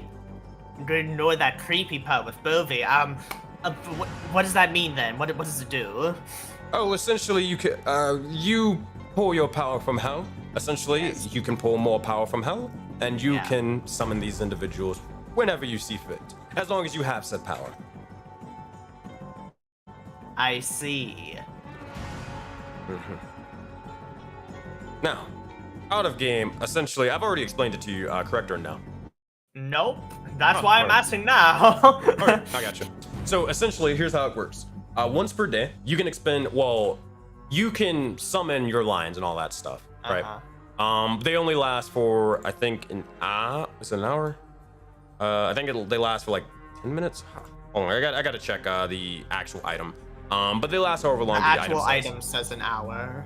Okay, so they last an hour. And essentially, if you want to do it past that sort of point, instead of like using the once per 14 days, you can instead, once per day, expend a level 3 spell slot or higher, and expend 2 sorcery points to summon the lions. Okay. Gotcha. So that's what he means by summoning infernal or using infernal magic, using your magic as a conduit, blah blah blah blah blah blah blah blah. All right. Okay. So, it seemed to be that you actually took that, or you actually were able to understand that quite well. I'm a very good listener. I've been told that. I see. Even with the likes of I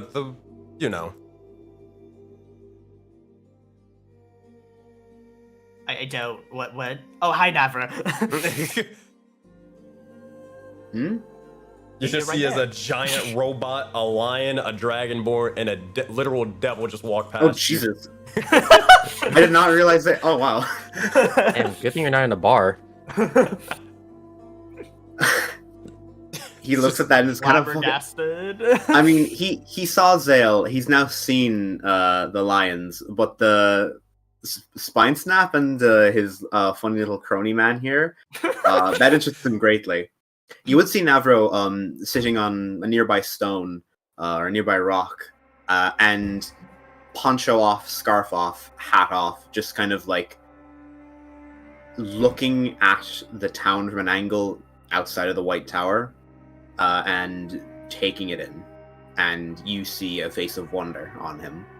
Genuine, like, not childlike, but he's amazed at what has been built here. Do you want to talk with us, or do you want to just keep taking it in? You know what? For now, It's been a bit tumultuous for myself. I'll sit down for now. Okay, yeah. Just let me know if you need anything. You said before your name was Zale, correct? Yes, full name, Zale Xanatus in Infernal Tongue, Zale Yasuda in the Common Tongue. Right. Mm-hmm. I look forward to doing more work with you. Yeah, same here. You do see he still takes out the book and a complete fucking like a quote unquote tome. It's basically just the covers with sheets collected inside of it, and he just fiddles with it and starts writing stuff down.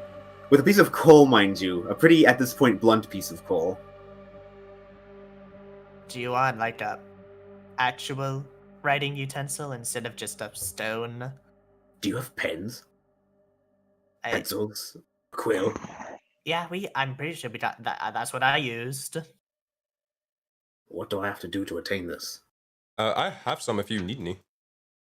Ooh, You can ask nicely. may I have a quill, please? Sure.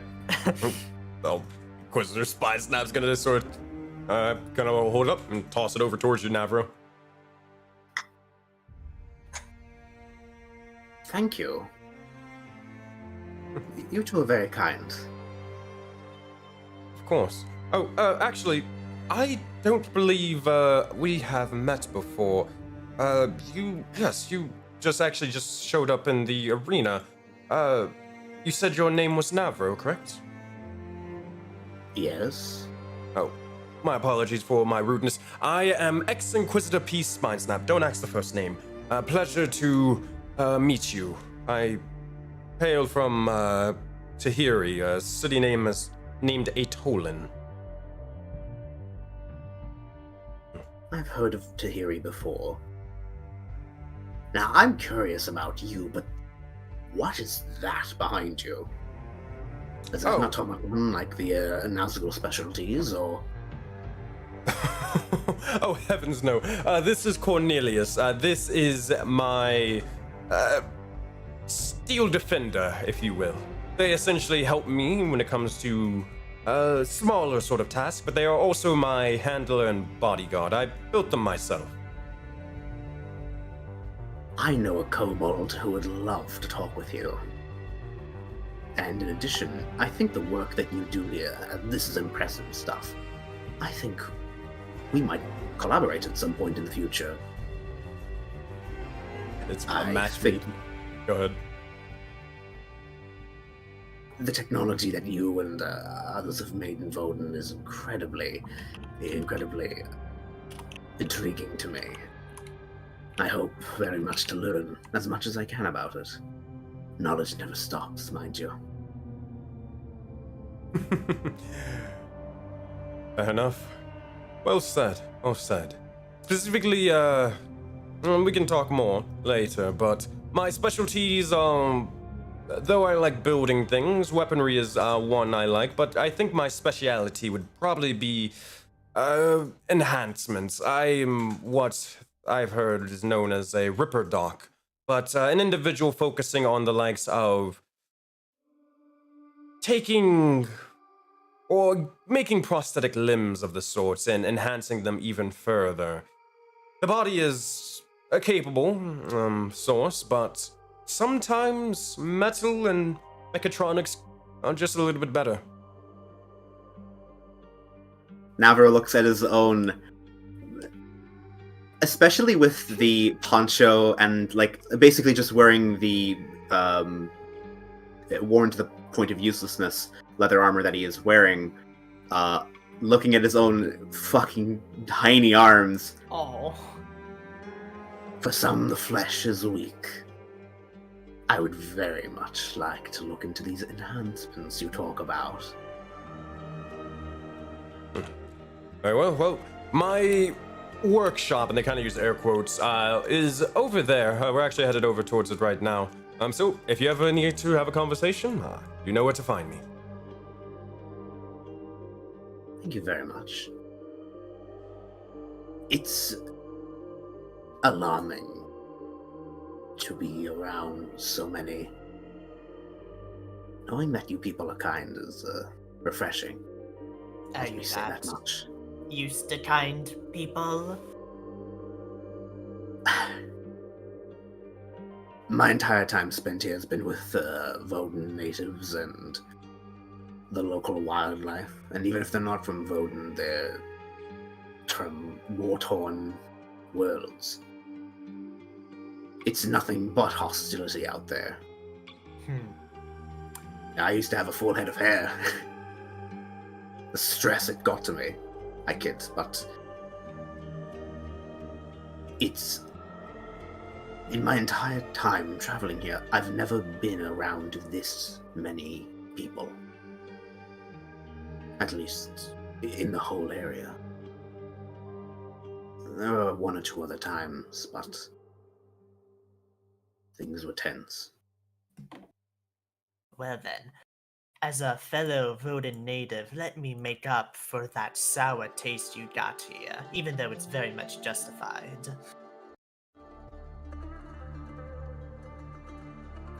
You're native to Voden? Oh yeah. Oculi, Oh. forgive me, yes. What tribe did you say you hailed from? Well, that's the last name, Yasuda. All Oculi's last names are our tribes. Would...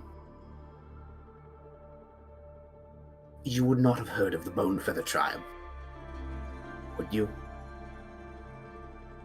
They hail from the tiger. The Ohio saving throw. Dies. We'll find out. Damn. 17. The name sounds Do you- familiar, but you're not sure why. Go ahead. Hmm. Max, would you wanna redo? I'm down for a redo as long as you're down. You see, if like he would see you know, trying to recollect. It's happened a billion times before. Instantly grabs the staff from his side and just slams it down into the sand. Criminal shift. You get another chance. Oh my god. Ooh, not this timeline. I'm Not this timeline. wait, I think I have inspo from last session. I'm gonna use that too. I'm very curious. Yeah. There we go. Barely. The dice are like, all right, fine, fuck you. At this If I point. annoy it enough, they'll give it to me eventually. By the power of RNG. With a 20. Right, baseline. Zale, you begin to get a vision for a second. It's more of, you don't necessarily see the Bone Feather tribe. It's more so you find yourself talking with a couple of other individuals. You see as a couple of other Yasudans begin to speak. Yeah, we gotta go over to the Tiger for a bit.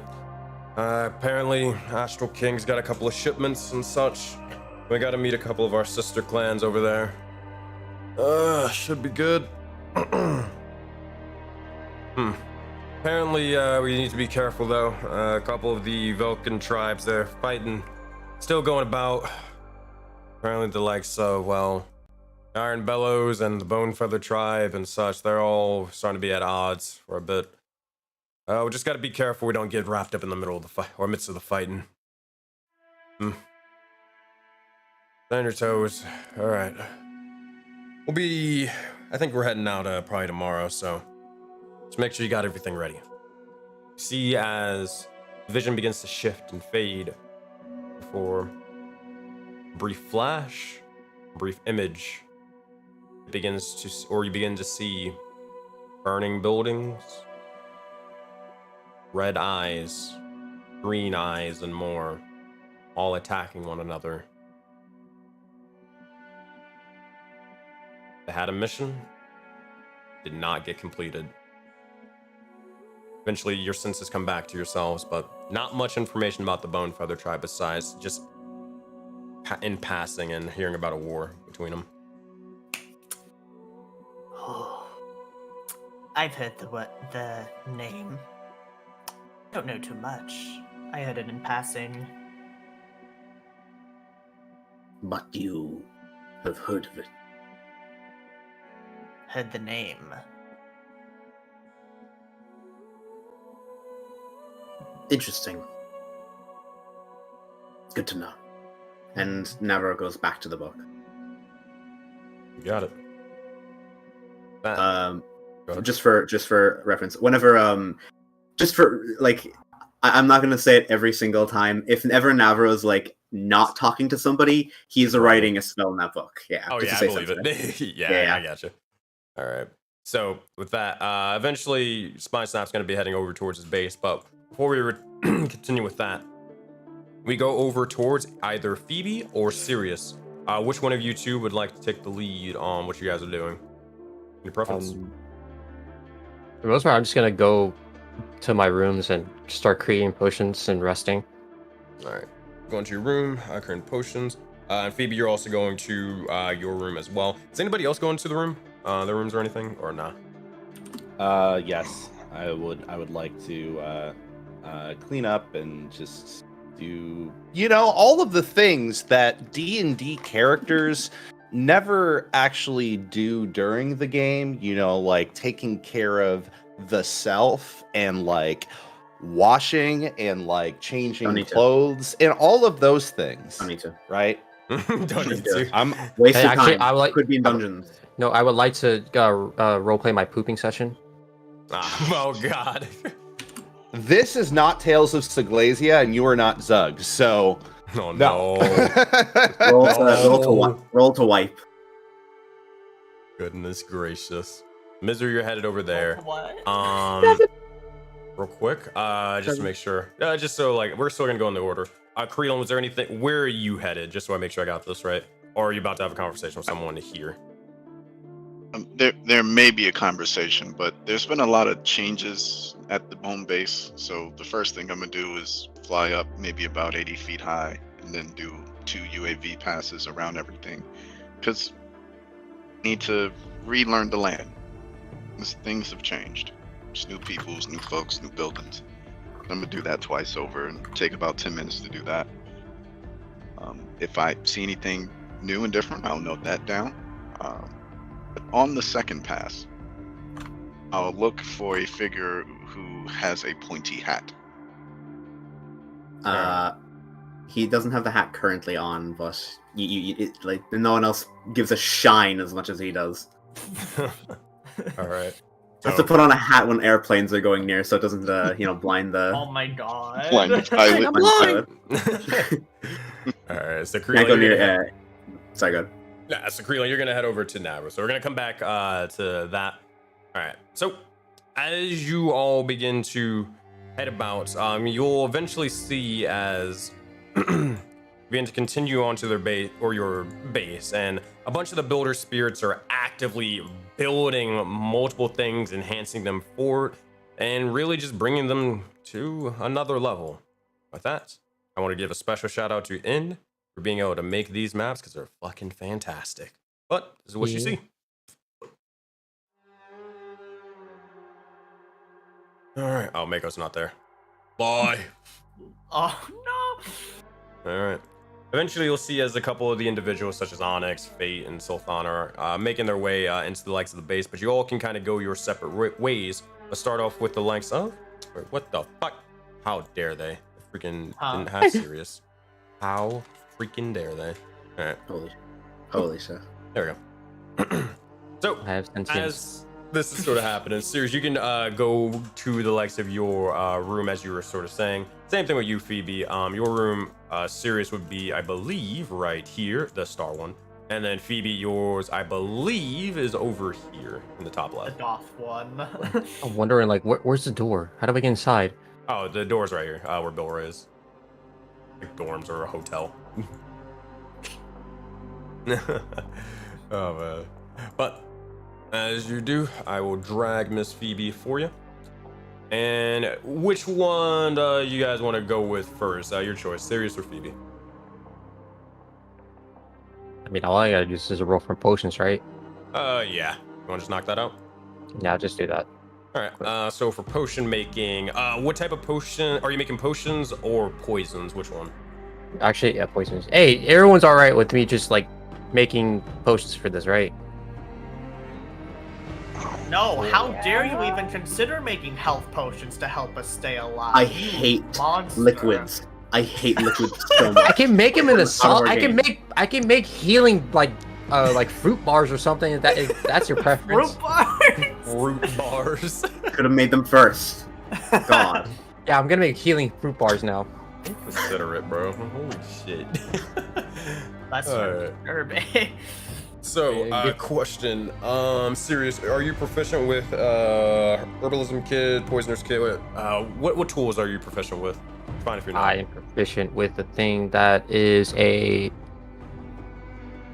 Fuck is it? I should have. Oh, there it is. It's called herbalism kit. Yeah. Alright, hold on. Make sure I got that right. You said healer's kit or herbalism kit? Herbalism. You got it. So this is gonna be with advantage. Also, you're a druid, so it's gonna decrease the DC as well. Same thing when I do. Who's insight checking me? Am I insight checking myself? Did I do that? Oh, I think I accidentally did that. I don't know why. I'm breaking the fourth wall. Like, are you sure you want to do that? But here's what I need from you. Which healing? Okay. So what are you trying to make? Are you trying to make healing potions and poisons, or just healing potions? I will just make the simple healing potion. Okay. For Go ahead. I'll make 4 of them because that's 2 medicines each. Just you have 8. Yeah. So you have a total of 23 medicine from what I have written down. Eh? Is that wrong? Huh? Is that? Is that wrong? 23 I checked for 8. 8? I swear. What do you guys do? It's like, yeah, last time I made potions, we Well- got fucked up in a cave. Unless I did calculations wrong. That's what I was told from Ducky. Ducky, did we do something with that? Ducky, Sorry. confirm. Sorry, what? Confirm what? Sorry. Medicine. I thought we only had 8. That's what you told me, unless I did math wrong. Yeah, we didn't have that much medicine. Well, apparently we got 24. That's news to me. That's news to me I'm too, but 23. it's good news to hear. Or 20. Man, that's crazy. Um. Could have been to send stuff. Yeah, I was about to say. Oh. That's Yeah, it. yeah. Yep, it's there. Yeah, it's there. Well, actually, the first time. Yeah, that's what it is. That's what it is. I'm just a writer. I'm like trying to think of like kidding. when was the last time I gave I'm them just a medicine and all that writer. stuff. I'm like, what? Yeah. You're welcome, by the way. You know? Yeah, thank you. I mean, like other times we were just fucking bad, bro. I'm like, when we were like walking back from the cave, we were always just like, oh, here's a little fruit there. Oh, here's a little leaf Yeah. there. Any other surprises I need to know about before I get blamed for that too? We're also in debt. Well, that's what a big surprise there. Mhm. All right, so serious. Yeah, you have 23 medicine. So a common potion takes 2 medicine.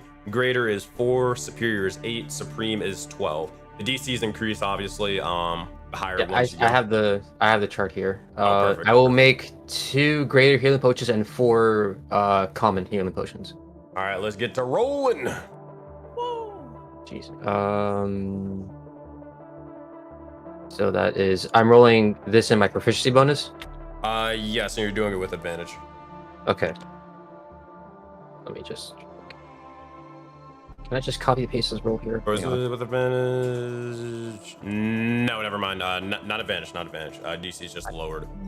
But yeah, you guys don't have the alchemist lab thingy. Okay, so Animus, I when- hope you make them into Nature Valley bars so specifically so we can make them mess whenever we eat the them. common ones will be Nature Valley bars, Yes. and the greater ones would be more of like a liquid base. Don't eat it on your bed. Don't eat it on your bed. It'll get everywhere. All right, so here's the first roll.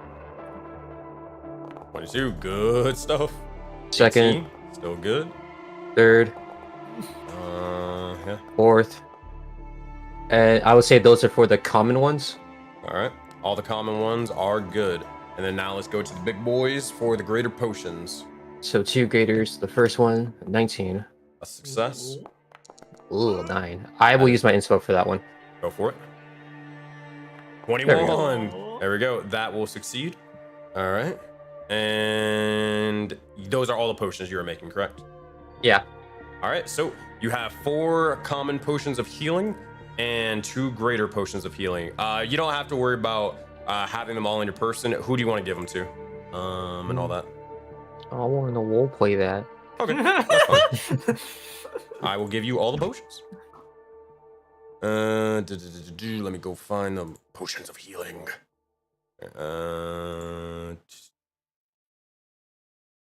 Potion of healing, and I think you should be able to say the amount of them, right? Or no? Like in D&D Beyond? Or Yeah. No. Or I can do it from here in Foundry. Cool. Or yeah, I meant Foundry. There you go. Alrighty, so with that, Sirius, that is what you were sort of doing and taking care of. But we look over towards Phoebe. Now, with that, Phoebe, what would you be doing as you begin to look into your room?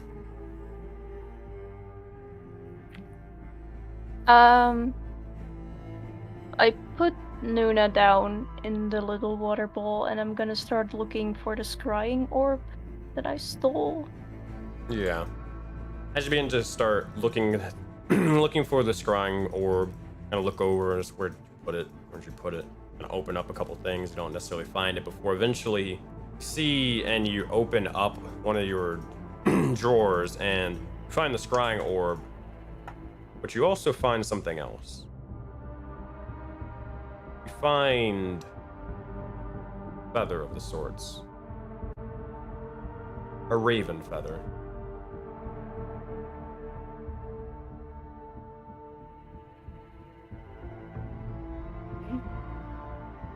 I pick that up. Kind of examine it a little. If I recognize it. Seems to be just a black feather. Make an intelligence check for me, Phoebe. Okay. Dice. Let's go! Clinkety clinks. That's fucking 6. What's wrong with this dice? You're not warming it up. It's I'll cold. give you my inspiration. Fuck it. Oh. I don't want your inspiration for this. It's fine. Oh, it's dirty. Okay. Wow. Okay. But hey, he said it, not her. Oh man, oh brother. Alright, so as you begin to do so, it's a black feather. You're not sure if it means anything, but you're also wondering, you know for a fact that, well, you don't have anything that's black and feathery or whatever. You're not sure why it's there in your room or in your drawer. That's as much as you can really sort of guess with that. Regardless, the Scrying Orb is in hand. Okay, then I just pocket the black feather and I focus my attention on the Scrying Orb. Alright, as you cast Scrying. So, Phoebe, who are you scrying on? My ex. Oh. That is not a very healthy thing to do after a relationship, Phoebe. Just say. 90% of relationships in D&D end in this. It's All just right. gonna make things worse. All If right, you're gonna see them all happy and stuff, you're just like, that fucking bitch. I'm going to have them make a wisdom saving throw. God. It is... What if you see him like doing charity work? Alright, And you're out here fucking stabbing people and shit. What if he's also scrying you? Is Yeah, that what if- creepy of him to do? That's a nat one. Damn. She wants see you that? to find her. Yeah, she not even thinking about you right now. That's what's happening. Oh boy, that's like minus a 5. Also because the how familiar you are with them. Yeah, they're fucked, bro. That's like a -1. Phoebe, as you begin to scry upon them, your eyes begin to roll back, and your vision begins to get consumed by the likes the Scrying Orb in front of you begin to become engulfed, almost like a wave splashing over you for a moment. You see your entire consciousness being thrust into the wind for a moment. You soar, you feel the bits of the gusts and more flying past you before you immediately stop with a breakneck speed to almost zero. You find yourself looking over and looking at a hall. Grand in nature, grand in size, beautiful designs. One hall fit for the likes of royalty. Make a perception check, Phoebe. 2. What? You have inspiration. I do? Wait. Okay, I'll use it. Pete's 31, remember? Yeah. Oh, he gave it. You have us. You sure? Okay. Yeah. Okay. Okay. All right, roll again. 17. That's a lot better. Way Let's go. better. So Scry on that bitch. you see as she's not sitting in it, but you would see as a woman of the sorts, long black hair with bits of scales sort of forming among the likes of her cheek and a bit of her arm. She's dressed nobly, but she seems to be talking to a handful of individuals. Oh god, it is charity work. I wish it was. As you begin to look over towards her. God damn it. She seems to sit in one singular throne, but it is not one throne in itself. You notice as there are 4 more other seats alongside it. She sits in the center and looks down towards what you can tell to be knights. Individuals clad in almost armor and steel, but more so, it's kind of made out of gold. It seems to be that the armor itself, the helmets that they wear, block out any or any sort of signs of life inside the suit. No inklings to what their face would look like, nothing. Despite that, you notice as they have, multiple of them have scimitars at their side. And looking at them, they all are taken in sort of kneeling position and they look over towards her. And she begins to speak. She begins to say, So, I need every last one of you. Watch the legs of the perimeter. We cannot afford any issues before the likes of Bayani. We also need your squadron deal with the likes of the Purple Worm issue and report back to me. The populace needs to be safer for now. You'll notice as one of them begins to speak up. What about the Undercity? We've heard multiple reports, so I don't care. If they get harmed, they get harmed. I don't care. You know how we operate. You're paid to make sure that every last one of us amongst the... Oh boy, I gotta pull up fucking this sort of thing just to make sure I got it right. To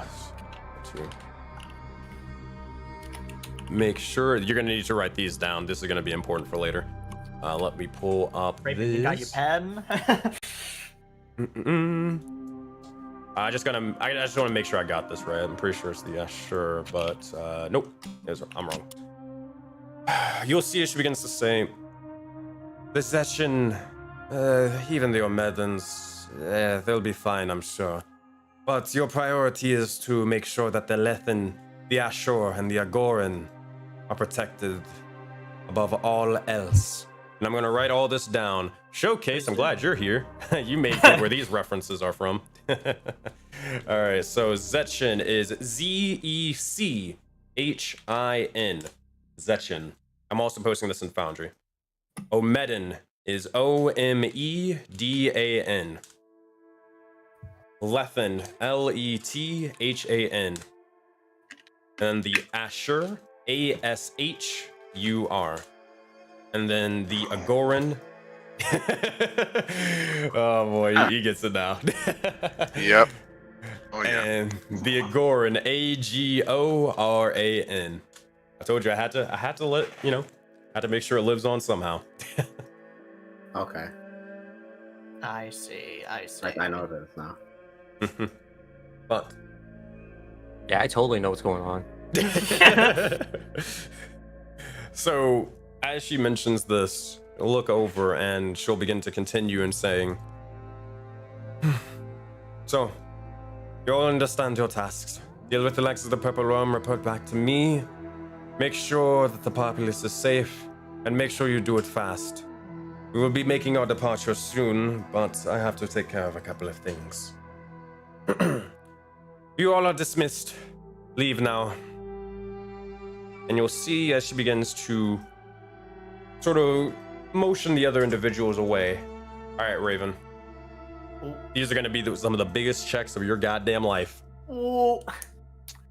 I need you to make the highest perception check you possibly can. I have no control over that. Well, we better get control.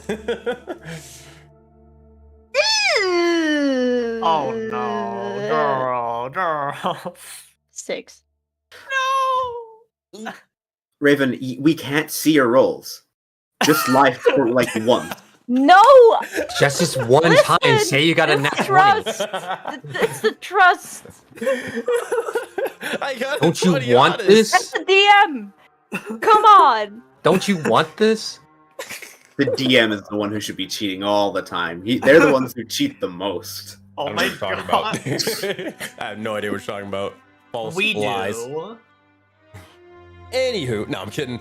So, is anybody using inspiration to help with that roll? Now or never, my friends. Yeah, I feel bad for using for a fucking potion. Already used. Come on. I don't think I have any. You got one at the start of the session, Showcase. Oh. I will think really hard about Phoebe and just send my key out to Phoebe. Oh, wait, no. Really If you got another one. Well, it doesn't work if the roll's already called for, but it will go to her after the fact. Okay. I think really So, hard about Phoebe, roll again one more time. Raven, remember what we just told you. Shut up, I'll Max. get a 5. Don't stop it. All jokes, all jokes, all jokes. 17 again. Okay. We're Yay! fine. Okay. All right. It takes 2. Is that the final roll? Just making sure. That's all you got, correct? Yeah. No pluses? Well, I have pluses, but I don't know what they are because I don't have my character Oh, sheet. well, this. Oh. Perception. Oh no, it's 0. It's 0. Oh, No. It's 0. All right. So here's what you get. Here's what happens. The reason why. Also, I can say out of character. They're not connected. Sammy, they're not. But the reason why you're able to succeed in this, and the reason why Creelan begins to help, is because remember Creelan, look over towards the feather, then also remember what is on the palm of his hand, black star. You look over as she begins to kind of sort of look down towards her hand. You also see a black star.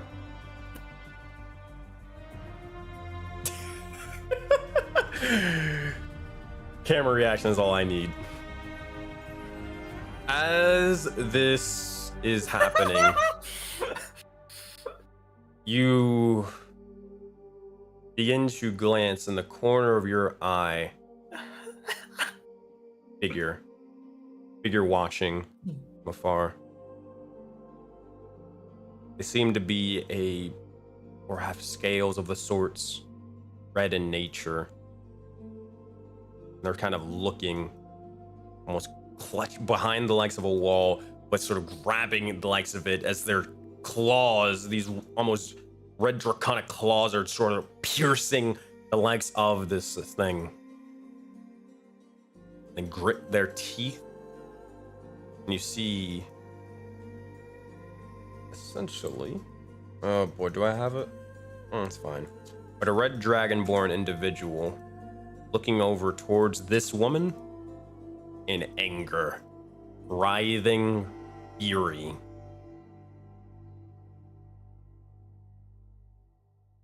Maybe you hear a voice. Oh, Well, it seems to be that we have a little bit of an unwanted visitor. See as they look directly over towards the scry. oh. They wave.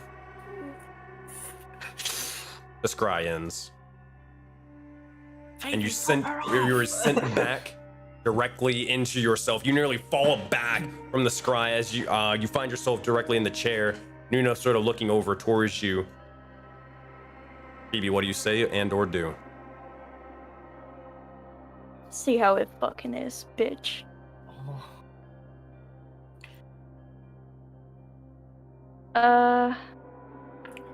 When she does that, I don't have access to my spells, but I believe I have a spell that can prevent people from casting divination spells on me or scrying on me, so I would like to cast that spell. Let me see what you got. Major armor shield, shatters, counter. I don't see anything here. Are you talking about non-detection? Yeah, I'm pretty sure I have it. Non-detection. Yep, yes you do. Alright, yeah, that is... It is for 8 hours, so you're casting non-detection on yourself? Yeah. Okay, you are good. As you begin to do so, now granted, it will take, it doesn't have to be a huge thing. You can do this for the sake of brevity. You are gonna need a little bit of diamond dust, but you do have the crystals and such. You could, it's only 25 gold, but you can go use that if you wish. Gonna use it. All right, cool. So you can mark that down from the sort of crystals. Sorry, that'll be consumed. Dad. Boom, boom, boom. You can no longer be or targeted with divination magic for 8 hours. So keep that. I'll keep that in mind. Okay. All right. Phoebe, is there anything else for you? I just pick up Nuna and I kind of start nervously just petting the head.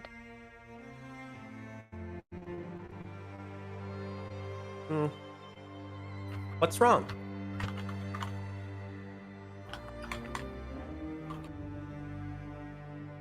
There's some bad people that are after us.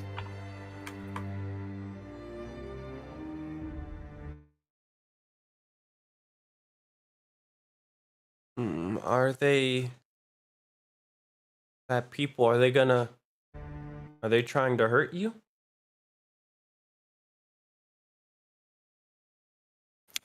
They are. Yeah. Well, do you remember what they what the our friends said? They said they protect you.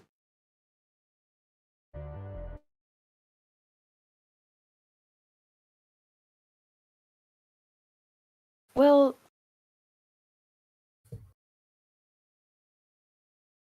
I don't know if they can always do that, Nuna.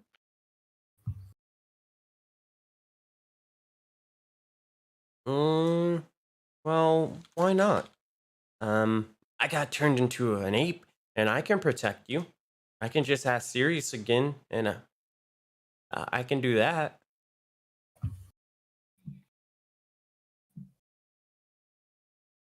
I know. You're very strong. I know. You can protect me. You can take on anyone, right? Yeah. I can do that. Good. All right, we'll be fine then. Don't worry, never mind.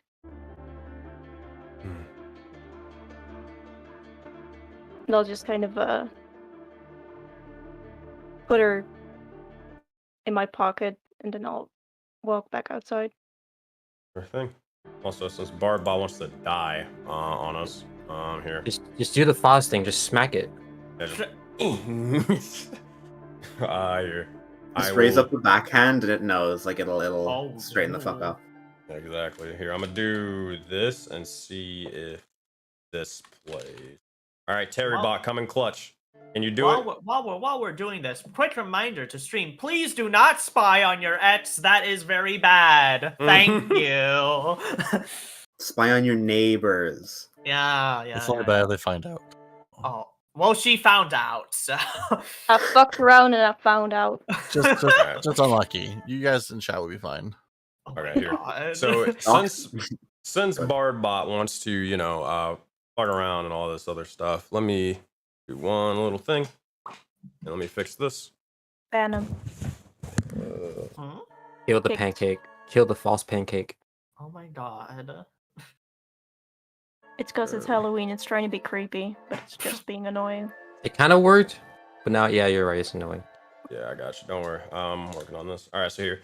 I will drop the typical playlist that I do. I'm gonna drop it in the Secrets chat. You can just play it and throw that thing on repeat and go from there. They're ruining Sick. the best month with their stupid, creepy attitude. That's Secrets, and there you go. Yeah, I don't know why Barbot decided they freaking updated their goddamn profile and UI, and they're like, oh, we think we're hot shit. We can do whatever we want. We can just fuck up everything. It's all good. What we do. But all right, so Phoebe, as you are kind of doing that, you'll see as Nuna will look over, and they'll kind of begin to just leave it off and say, well, whatever happens, you don't have to worry about me sort of leaving. I'll be here. I know. I'm not worried about that. Don't worry. With that, we head over towards the likes of, let's go to Creelan, then we're gonna head over to, Creelan, you're headed towards Navra, correct? After my UAV rounds, I'm looking for either the pointy hat or the reflective skull. All right, here's what we'll do. Hat's We'll go back to, on. we'll go to Creelan, then we're gonna go to Misery, and then we're gonna go to Zale. Actually, no, we're gonna go to, no, take that back. We're gonna go to Ilva, then we're gonna go to Creelan, then Misery, then Zale. That's what we'll do. All right.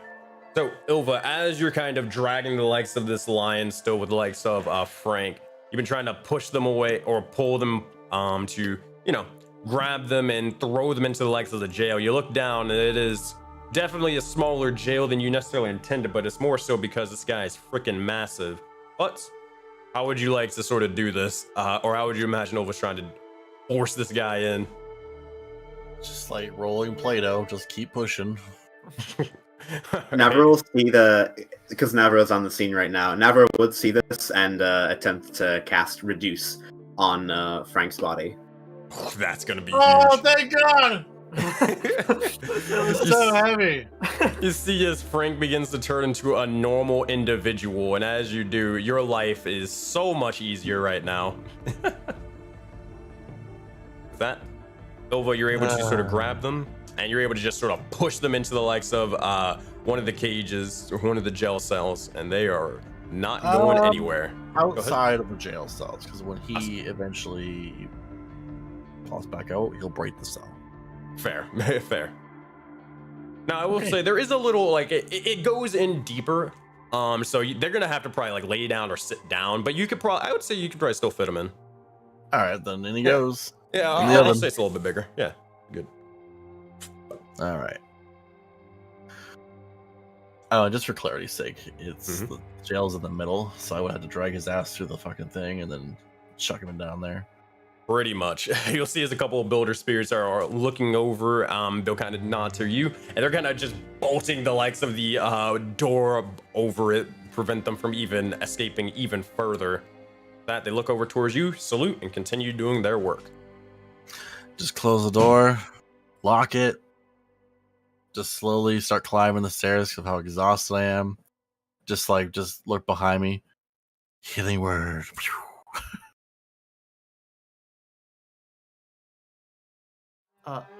He died.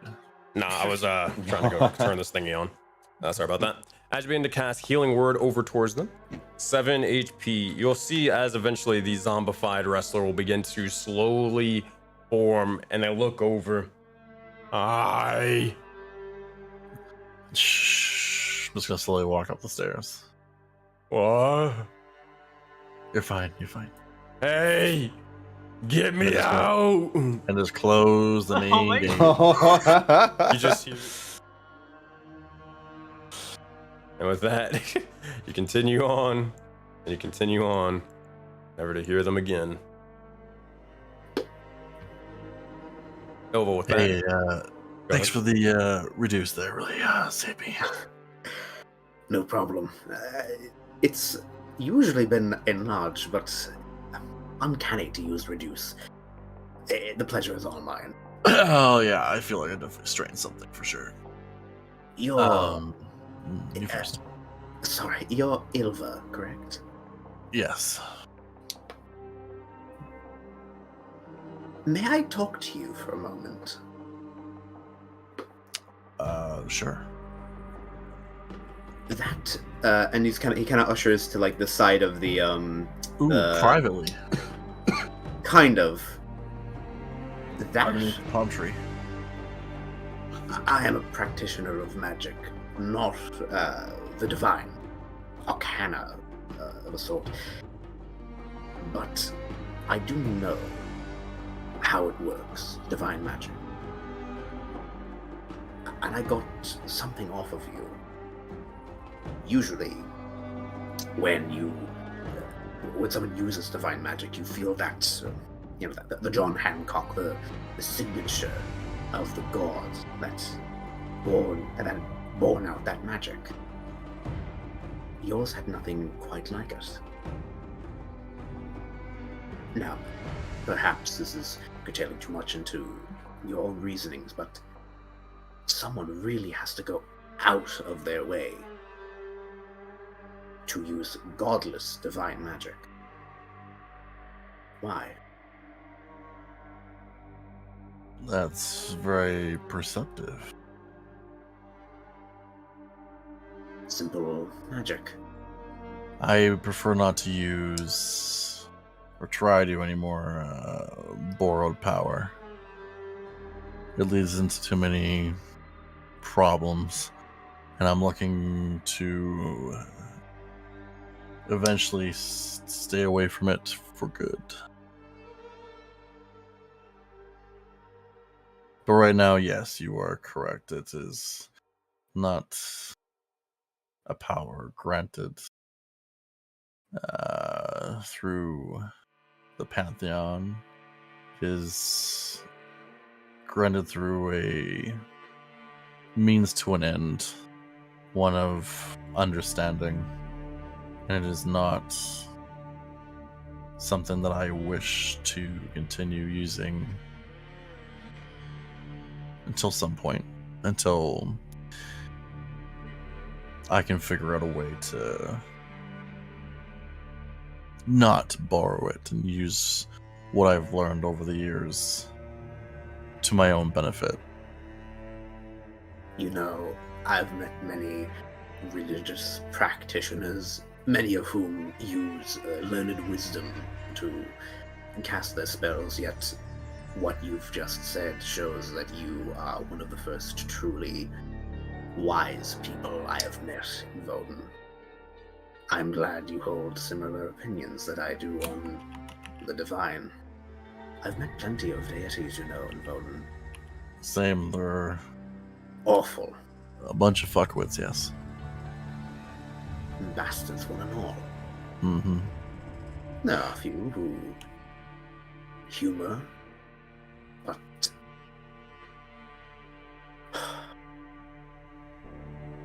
You won't find any love for them from me, that's for sure. it is incredibly refreshing to hear such a thing. I have ideas, longer term, but that is for another time. Regardless, I am formally to you and I, Navro, and I'm very pleased to be working alongside you people, as much as you allow me to. I will admit that I am cautious due to the mark you bear and the mark that our compatriot has as well.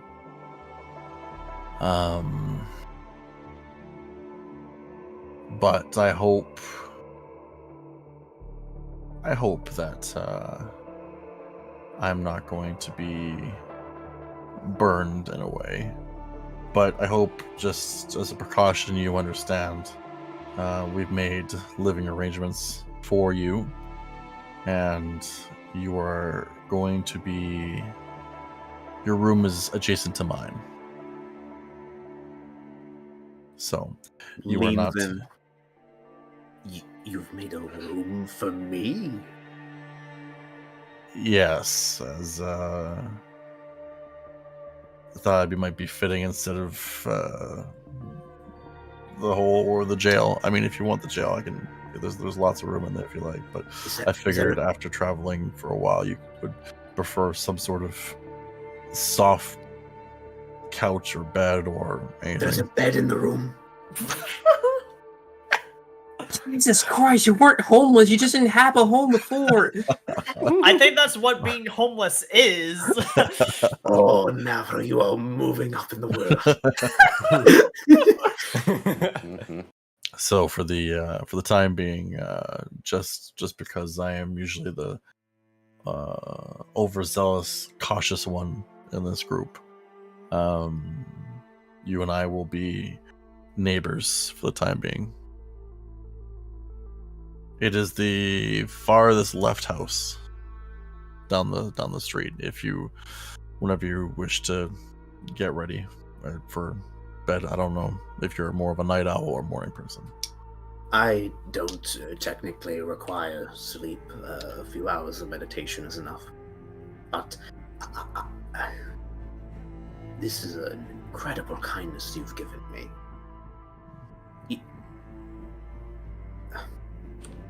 Forgive my intrusion, but how were you burned before? You say you're overzealous. That comes from experience. Someone as cautious as you, that has to come from something. I've learned in my time that it is very difficult to take the word of someone or something, and she'll point to the sky and have this devoutness or this belief that they are inherently good, that just because of the way they approach you or the way they talk to you, that their intentions are good, when in reality I've met more humanoid people, races of different types, even gods who are willing to screw over the common man or the people of a city just for their own amusement. I've been through it, and that's partly why I do not have any faith in the divine, and that's why I have little faith in most people that try and come across as this helpful person at the start, or this nice person at the start. More so than not, they have a past just like any other. It's just, what did they do? Are they a risk to myself or the people I care about?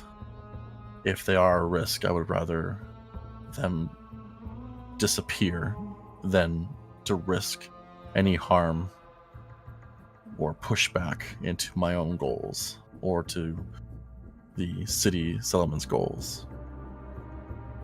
It's not worth the risk, I've learned over the years, but I am trying to be open-minded as possible, but it's just sometimes it's just not that easy. I very much understand your sentiment, and I'm surprised you're as open with this as you are. Normally I wouldn't. I would have guiding bolted you. A wise move. Yeah. But I've had my own experiences with this group, and from you give off this feeling in me that I feel like, well, I can sense you're an important piece, and what that means, I'm not too sure. I'm usually pretty good with reading people and having an insight about things and judging characters properly at the get-go.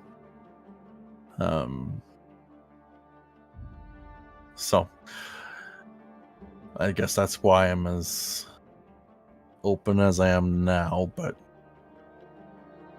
still cling to that cautiousness.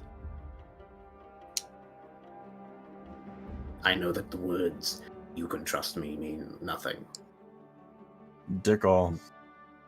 but this place, Valeria,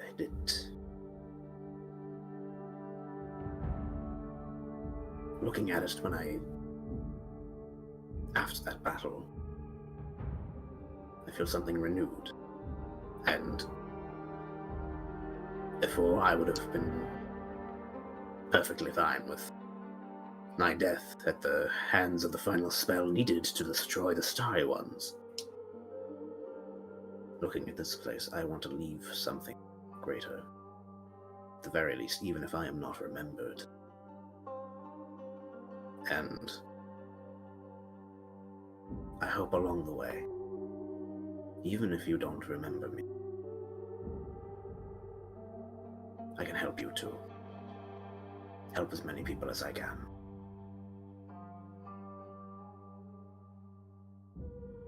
I appreciate the sentiment, but It's only a sentiment now. In time, you'll see.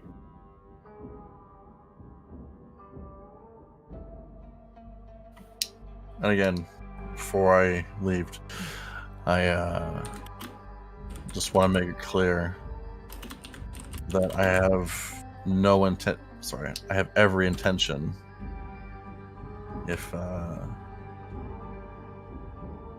your mark swirls up, or Creelan's, if it harms what we have here, or myself, or the people in it, I will not hesitate to stop you.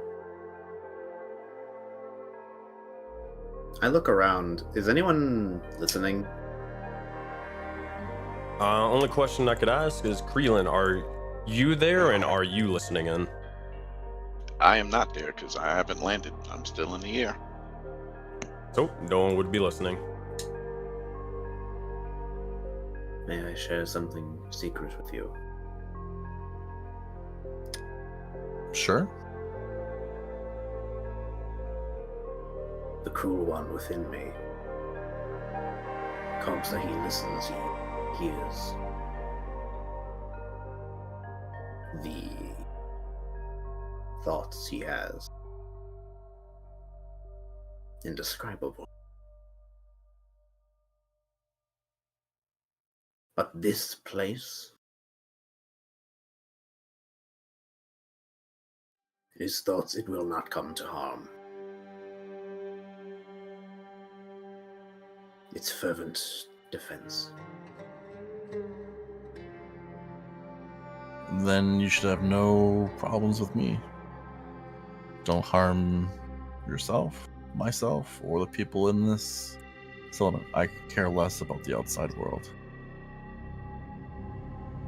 But as long as they're within these city grounds, or we value them as a member, I will always be watching.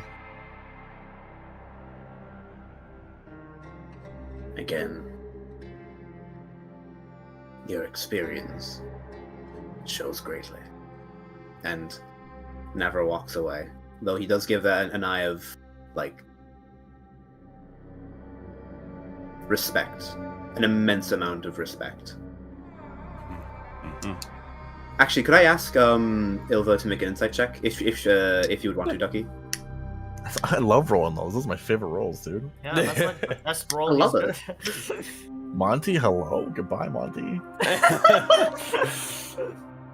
17. What would they get with a 17? You would get the feeling that this is... Navarro's met, like, a lot of... He's met a fair few people during his travels. This is the first time he's met someone who is just on his wavelength. Like, really just...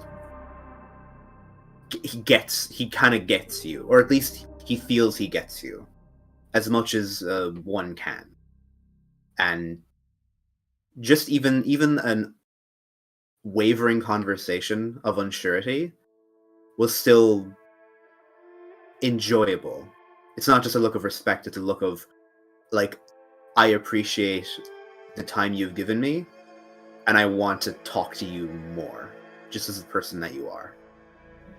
You get that, like, strong vibe off of him as he looks at you and goes off. Deadly. And when he's walking away, I'll also just walk to the tower, but I know the time's limited, so that's good for me. I just want to know if I'm walking to the tower. You got it. Walking to the tower.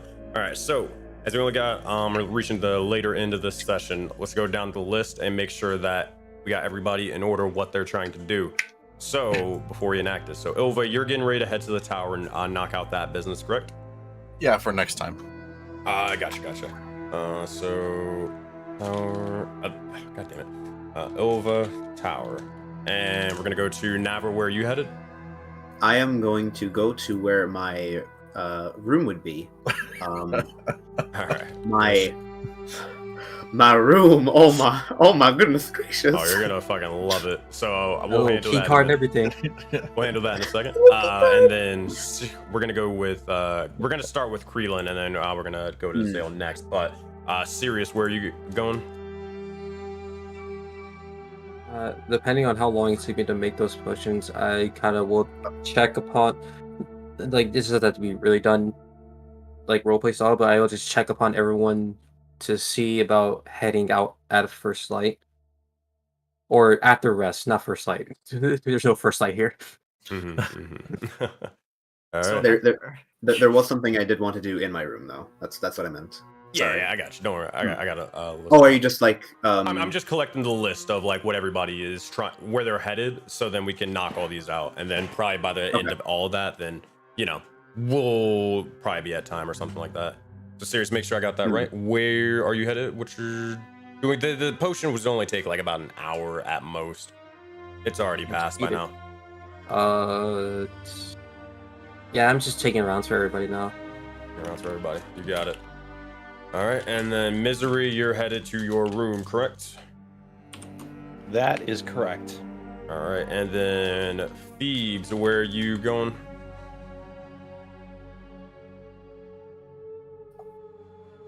Good question. I don't remember. Give me a second. That's fine. All right, and then Zale, where are you headed? Because you were kind of talking with Spine Snap, but are you still going to be talking to Spine Snap, or are you heading to somewhere else? He's heading to Ilva. All right, so we're gonna. That's what I was doing. Thank you. Well, I'm gonna have a party here. Oh, I see how it is. As soon as I say it. No, I'm kidding. We'll knock all that out together. I technically did it first. I'm talking to everybody. Silver Alright. Zone that lives. Well, everybody's just so big. I It's can not just knock one this out person. in the background. All right, Krelin. So as eventually you would begin to finish the likes of your rounds, doesn't seem to be anything too crazy, but make a perception check for me.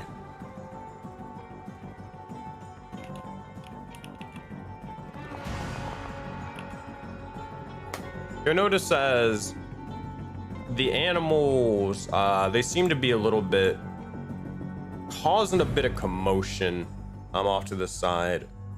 Not necessarily like the Triceratops or anything, but you'd notice as more so Squawk and Finnegan and Sheila seem to be causing a little bit of ruckus right now. That's about it.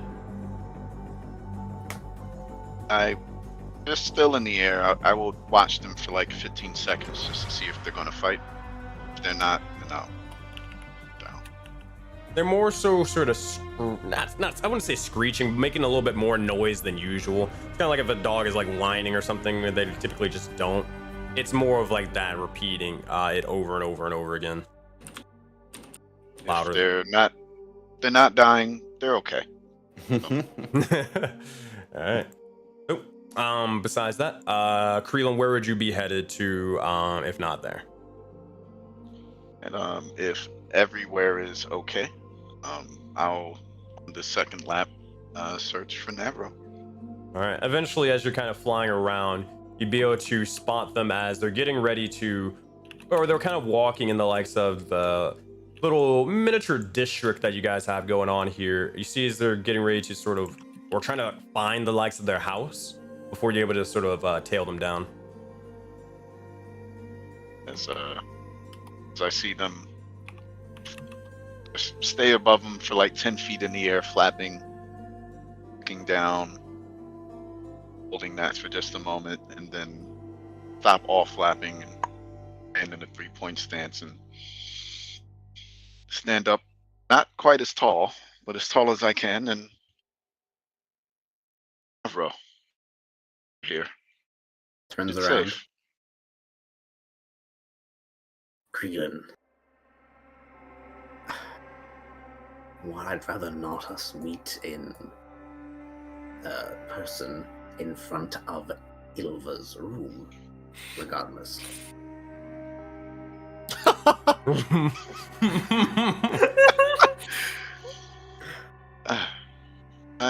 Is Ilva in her room right now? No. Who knows?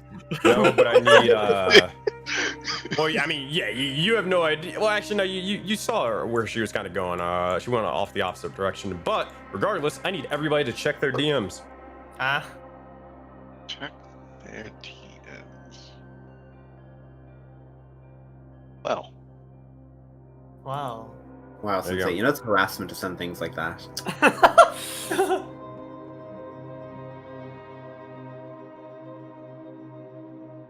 All right. Oh, you guys can continue. You gonna play You this like for, it here. Traders?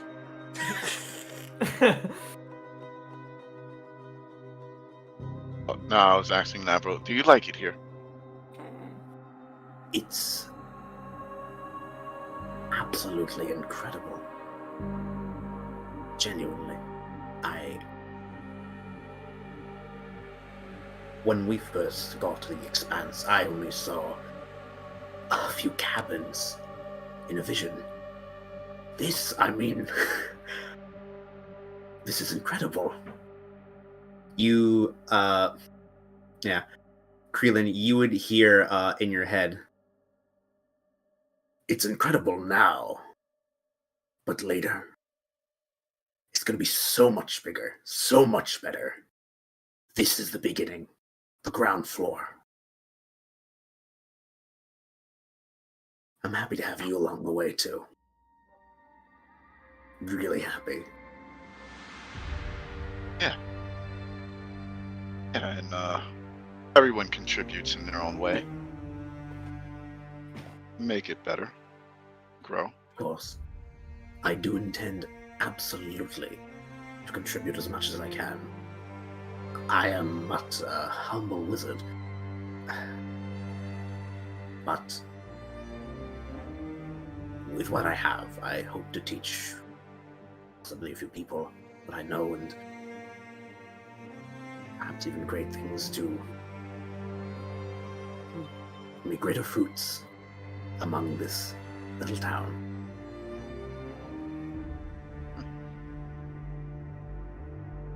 She's coming around the corner. She's coming around the corner. I am. As this begins to happen, you see as Phoebe kind of looks over and she kind of just stumbles about.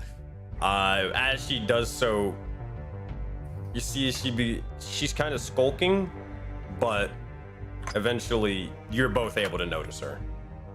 What are any three of you doing? I look to her. You know, I've gotten time to meet up with nearly everyone here, but did I get Phoebe's name, actually? She said it, right? I'm pretty sure she said it. I'm not sure. I think so. Pretty sure so. Yeah. You probably would have heard it in passing anyways, so. Yeah. Phoebe, was it? Now, if you're rushing somewhere, I will not interrupt you, but... Okay, bye. I'm brushing. Alright, cool. Hey, Navro, Creelin, wisdom saving throws.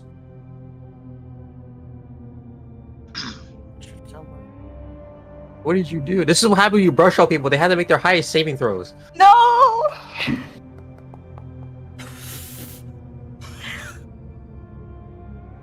Final rolls? It's a guiding bolt in the sky. It's so weird. That's all I have. Yeah. Sensei, it's because of what I said.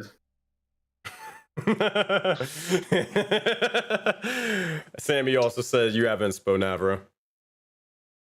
Oh, I have inspo. From her, because I had used that on Phoebe. Oh, yeah, you're right. Yeah, you didn't get any other past that. Yeah, never mind. But you will see, Phoebe, as you look over, Freeland and Navro's black star begins to writhe for a moment. And you see as shadows begin to start taking them for a second. Phoebe, your purple mark begins to start glowing and shining. If you have a quick reaction of what do you say or do?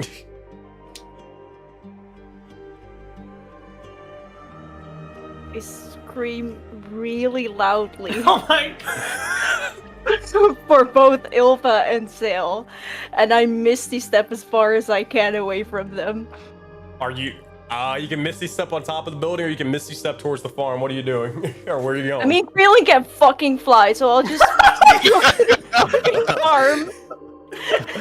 Alright, you got it. As you begin to scream out for Ilva and Zale. Zale, make a perception check. Ilva, you can hear it immediately. Am I compelled to do anything right now? Oh, I'll tell you. And is it day or night? It is day. Phoebe, I assume you run. I fucking run. I hurry. I don't know what timeline with this point. So just like, I'm finishing making the potions. I just kind of walk outside and I just say, I'll use my last challenge of divinity to go into fly mode. As you do, you rush off to the side, and for a moment, as this happens, shadows are gone. You look over, and Phoebe's mark is sort of, or it seems to just sort of dissipate for a second. Not dissipate entirely, like it's not there, but stops acting. You look over, Phoebe seems terrified for a moment. She's almost crying. Navro and Creelin, you don't know what that was about at all. Saw your marks activate for a second and just gone. Nothing. No shadows, no nothing. He looks at his own hand with like genocidal contempt. Phoebe, what's wrong?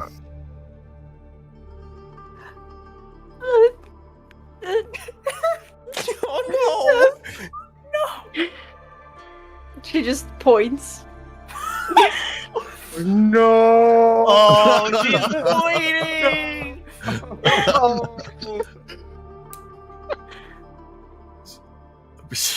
Where'd she point to? Sorry. Pointing to Krillin.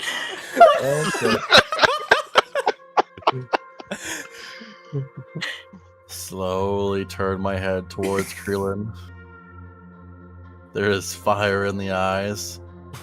Just slowly walking up to him. I'm gonna make myself scarce. Bora's gonna I'm get going the fuck to- out. I just kind of just put the poaches away. Kind of, I guess, tend to Phoebe. I'm going to look at Ilva. Fuck this. Fuck this. And, like, walk over. Oh. Do you have a sword on you? Oh, This Sorry, is to not- who? To I me? ask you, do you have a sword on you? And I'm going to take off my glove, and I'm going to kneel, and I'm going to put my arm down on the ground. I'm sick of this thing. Do it. See I'm Krillin not going fly to. up La-da-da-da-da. from 5 feet above him. Drop his scimitar. Fly Do back. it.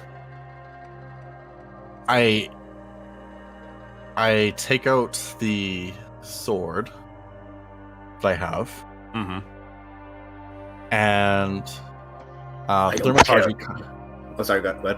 Thermatology kind of takes hold, and you see her red eyes start to glow, kind of like fire coming out of her eyes. Her hair is kind of like free flowing. Oh my god, where's the fan? And with and then there's kind of like a quake almost with every slight movement that she makes, and she holds the sword in her in both her hands, and she twists, and the one sec, I have a thing for this. Where is it? As she twists the sword, she'll say "Aska to Aska," and the flame just I don't know that the language. flame ignites the blade, and there's just like you're looking at her with like and it's just full of conviction in this moment. Did Krillin drop off the sword and back away? That seems to Yeah, be drop that's the what they did. scimitar. I'm gonna move to the side towards right beside Navro. And I'm gonna look at Krillin, look at Navro, and look at Phoebe. And I know she pointed at Krillin. So I will ask her, which one?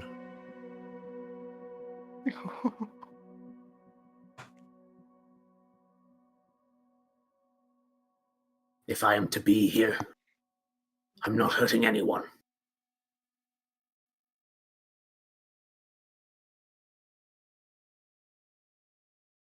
She just kind of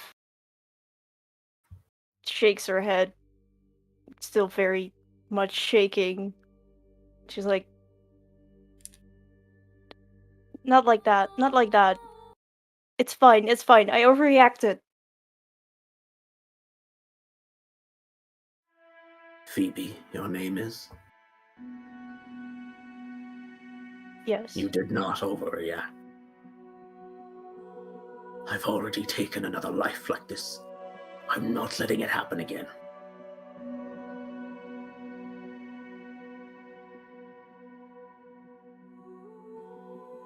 Now, See, at this point, a couple of individuals across the village, they're all sort of walking out to kind of see what the commotion is, armed at the ready, basically.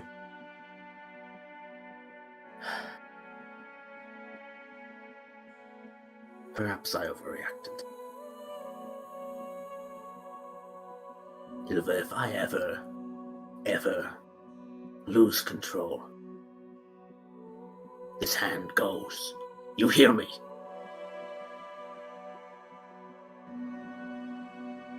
You can tell me that you won't have any regrets or you won't hesitate. But that's just a sentiment, isn't it? And sentiments mean nothing until the moment.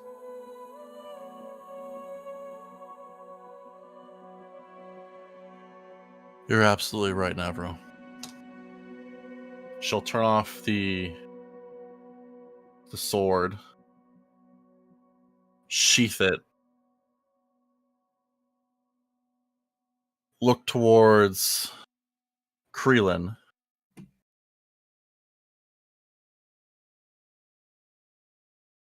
And I'm gonna guiding bolt him. Counterspell. How does that work? All right. Well, guiding bolt. Well, first off, what level? I was gonna do 4. 4. All right. Counterspell. Is anybody counterspelling the counterspell? I'm not there. I'm We don't just have watching counters. to my amusement. I'm doing Okay. nothing. I don't have counterspell anyways. I don't know why I said anything.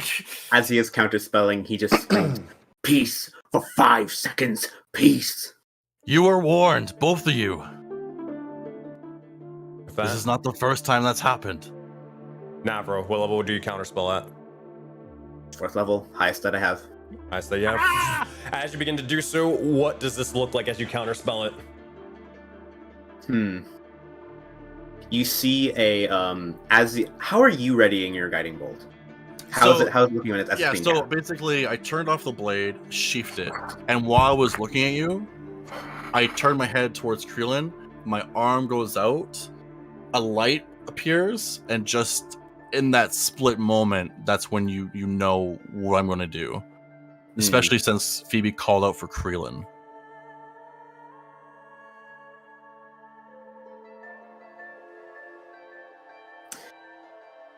You see I don't think anyone's seen really how Navro like the stuff that happens when Navro casts spells. You see from this colorless dead man, bursts of this inky, beautiful color come from his fingertips up to the staff and through, and like ink and water, these kaleidoscoping shapes and of how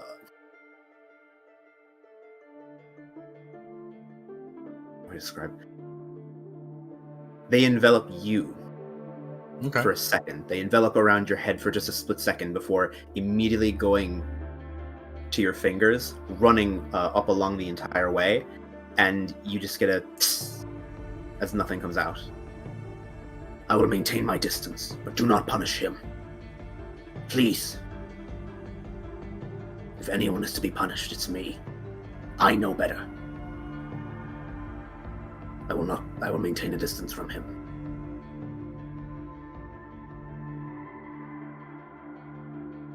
I cannot keep giving warning after warning. The next time will be the last time. And I will make sure that whatever you just did to stop me, I will find a way to make it go through. I told you moments ago that the safety of the people was paramount. You two hold the Black Star. You two being outseen outside of where Phoebe's room is. You two cannot be together until something is done with these black stars and these purple squares. I agree wholeheartedly. As much as I would love to fraternize with Krelin, Fucking Christ. as much as I would love to fraternize with Krelin on a casual basis, I cannot. I look to him. I'm sorry. But that which is shackling us is going to divide us.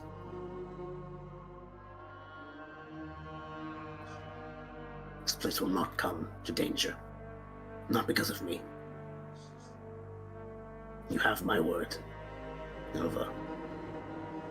And not mortals nor God have had my word before. Let us hope for everyone's sake that stays true. It will.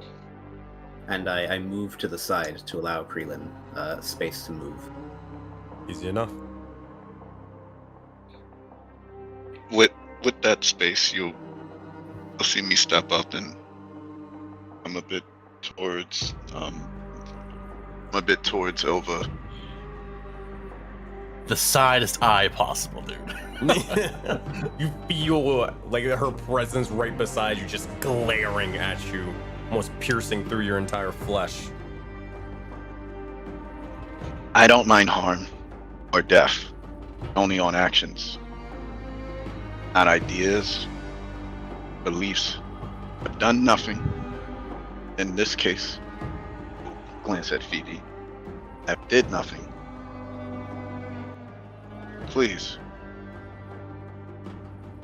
Actions would not have been warranted. It was not the way.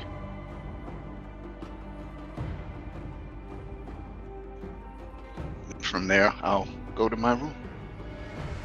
I will look to Phoebe and say, I am so incredibly sorry. Vilva or Misery are not there. If it ever comes to it, you do not hesitate to either lock this off or eliminate me. If it has to come to it, do not hesitate, do not feel bad. I'm not letting it happen again. I am incredibly sorry this has to be our first meeting. So am I.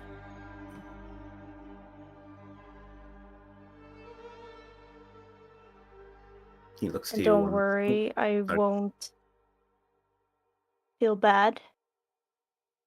And I won't hesitate.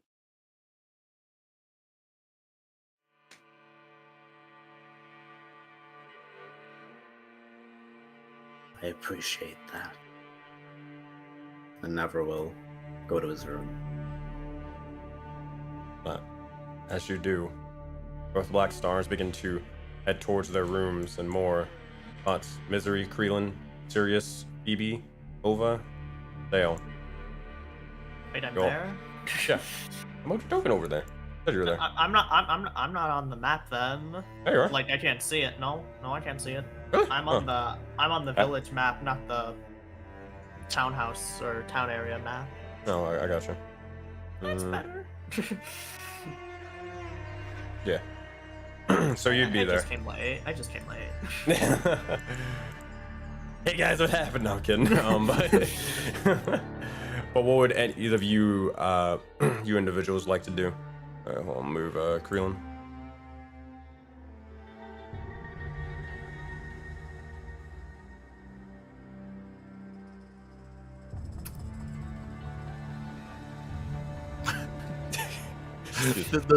The person that walked through the awkwardness. Zale is just like, you look over and everybody has a very, very serious or intense face right now. Everybody in the village is sort of surrounding, and they're kind of looking towards one another and looking towards the Navro and Krelin kind of walk off to their own separate rooms. Is there anything you say, Zale? Is this a bad time? The dermatology will end. I know you wanted me to teach you the thing I did for you.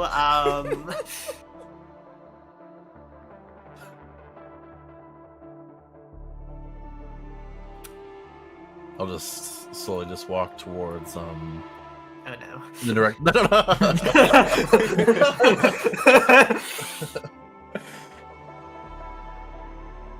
Will you be okay now, Phoebe?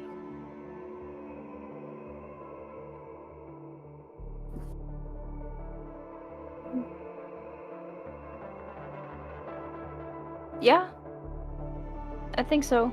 I didn't know. I mean, I forgot they were there. I mean, I was looking for you. There was something, it was important. She just kind of starts rambling a bit, and just still shaking a bit. Should I say it here? Or should we go somewhere? I'll pull part of the chainmail where it's clipped and reach into my shirt. I'm going to give her the second amulet that I have, and I'll put it inside her hand. And if you are ever in trouble and you need me right away, pour magical essence into it and I will come. They will let me know if you are in danger. I'm headed towards the tower right now, so perhaps we can speak upon it. Okay. Yes, okay. I'll take the amulet. And I'll just put it in my pocket with Nuna. Easy enough. Zale will have to be a rain check. Come again? We'll have to do it later. Okay. Did I feel like I missed something very serious.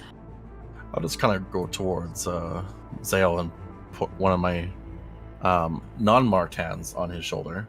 Yeah. And I'll just say, with the inclusion of more people, it is more paramount than ever to make sure that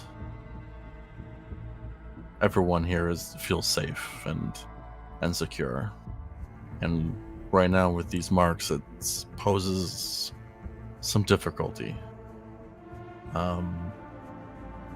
So we need to be watchful of whoever holds the purple square and whoever holds the black stars currently. As Phoebe's mark obviously changed, as something is changing marks. So for the time being, until we figure out how to stop the marks from interfering, we have to just be careful and make sure we kind of all watch each other's backs here.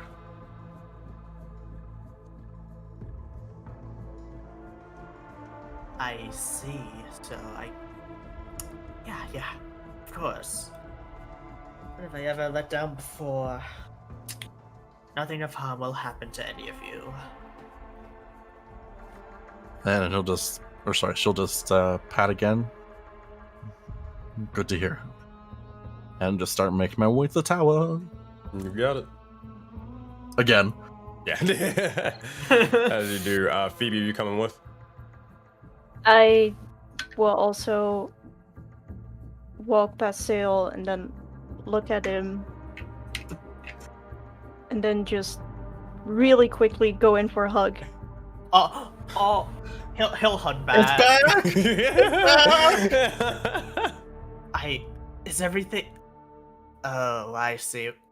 The marks did their thing, didn't they? And then I just let go and I just follow over. Stay safe.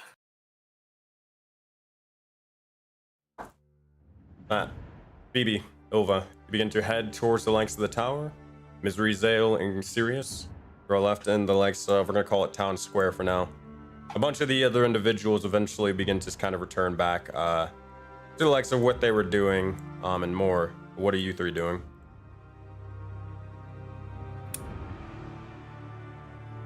Well, Silva being busy now, I don't really have anything to do. That ruins my plans. It's fine, it's fine. That's more important anyways. What are you two doing? For the longest time, Sirius has really just been standing there and in deep contemplation. He'll look to Misery. Misery is leaning up, sort of right next to the door, and has been observing the entire thing. And there is an eerie sense of no quip from Misery. Just basically watching, listening, and absorbing what's happening. As there is a lot of small details to process. But of course, you are going to notice there's a lot of blinking and wincing on Misery's face, as internally still struggling with whispers. You two seem like you need to be alone, and I can understand that. I really can. I'll go fuck off somewhere else. You two have a great time. Where's Mako? Oh god, I have to talk to him about that thing. Wait. Waiting? Yes? Not really even looking. Sirius just takes out a small crude vial of a potion and hands it forward.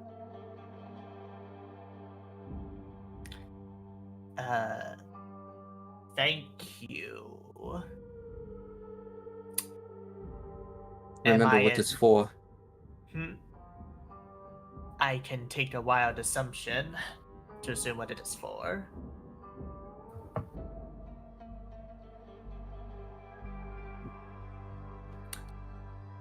Ugh. With that out of the way, am I allowed to fuck off now? Was you are pleased? Sirius will return to his room. If you need anything, you know where I am. Okay, where the fuck is Mako? Alright, Mako's over by the docks as usual. Getting ready to start helping with the ore ship and all that. But as it's sort of going off, Misery, I know that Navra and Creel went to their rooms, but Misery, where are you headed? I had left my room to hear all of the commotion. And it doesn't seem like Misery necessarily wants to go back to the room. But at the same time, this does not seem like a prime moment to be socializing with anybody right now.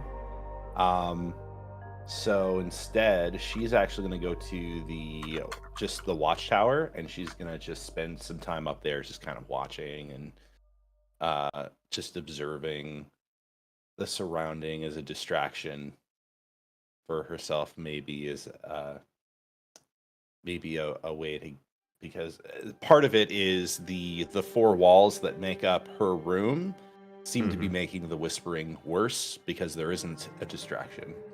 Yeah. We got a little bit of time left.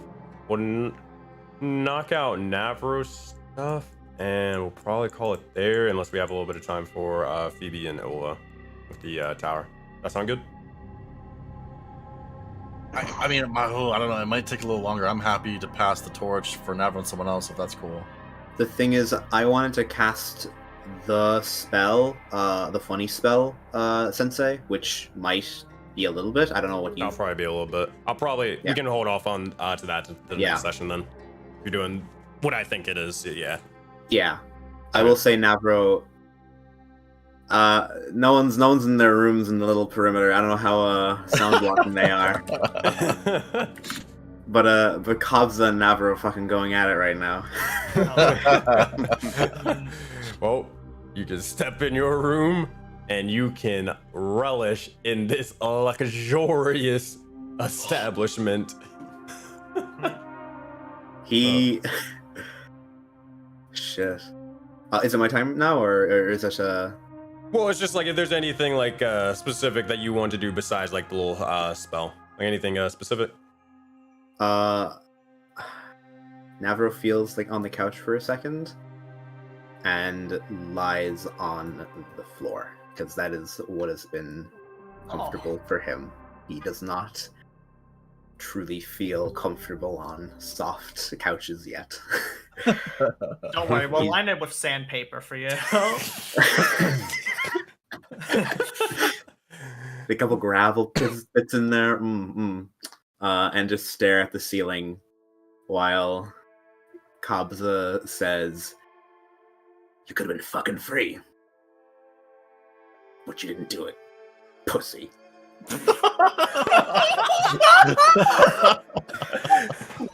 And it'll be that for a while.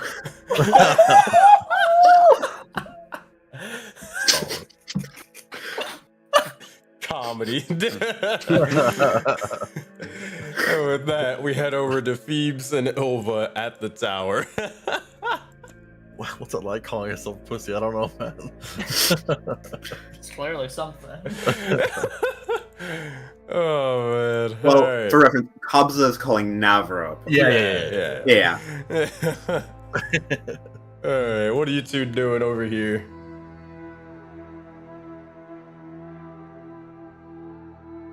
Oh, it's glowing. Oh yeah, I added that, I think, last session, but you couldn't tell because it was dark. Why You why did we go here? I could sense that it was something was happening with the tower, and I wanted to check it out. Right. That. Okay. Over, are you investigating it? No, I'm waiting to hear Phoebe first. You got it.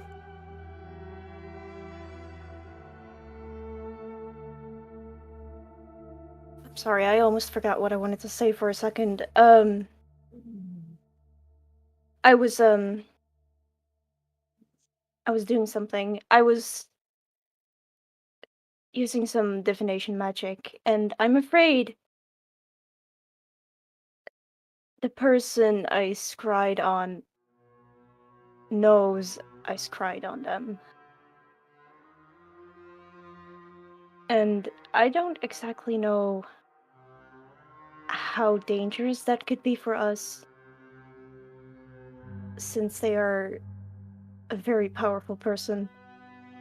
Who did you scry on? If you don't mind me asking. My ex. Okay. And you said she's powerful? What? Does she use the same type of abilities that you possess? Does she? I don't Make a know. history check.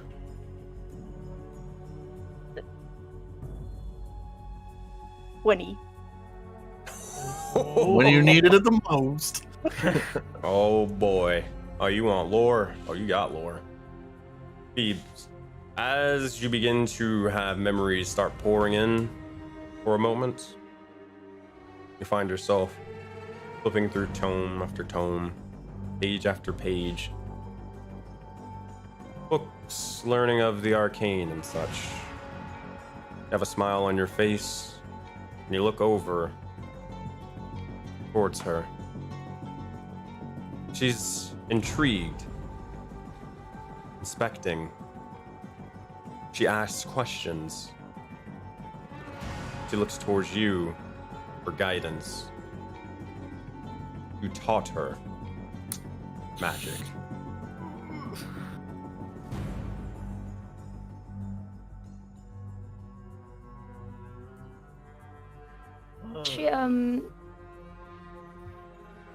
She has some capabilities of mine.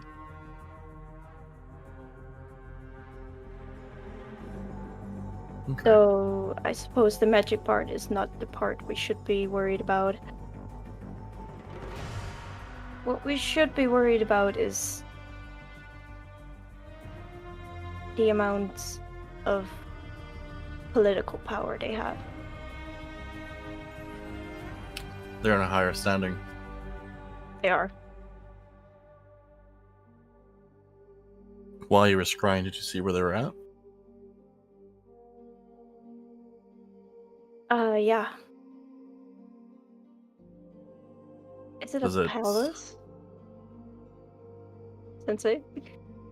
A palace. That's a pretty good. That's a pretty good description for it. Okay, I'd fair enough. say so. Yeah. Okay. Does it have any bearing to where we're going now? I think from what I remember, Sirius mentioned, yes, we are heading in that direction. Okay. Which is why I was worried. And I had to tell you. I don't think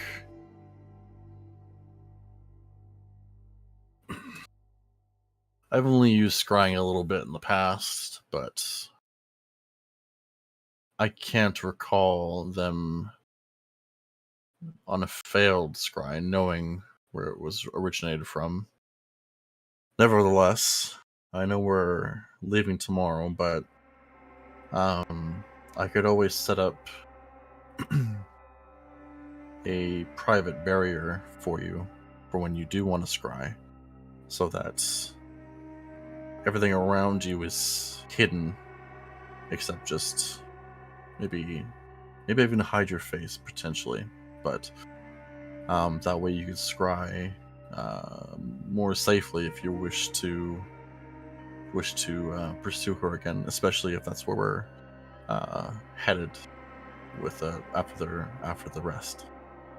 Right, that seems useful.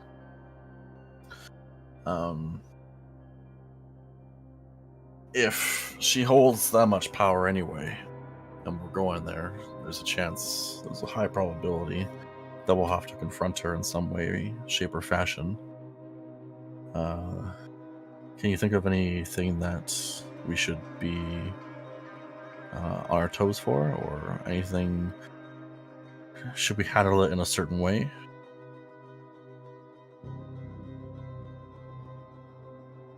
I was thinking if we were to go to a city of some sort, maybe it's best I don't show my face and nobody mentions my name.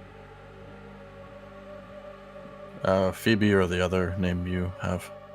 The other one. I mean, Phoebe, there's probably plenty of Phoebes out there. Yeah, Phoebe's a common name, for sure. Sure. In that case, we could always, we have material left over. We could make you a hood or some sort of scarf, perhaps, or maybe there's even a spell amongst one of us that we could even disguise you to as well.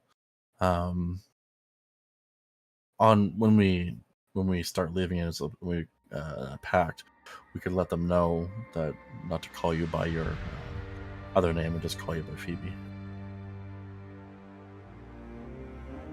Yep. That was all. Nothing else. You sure?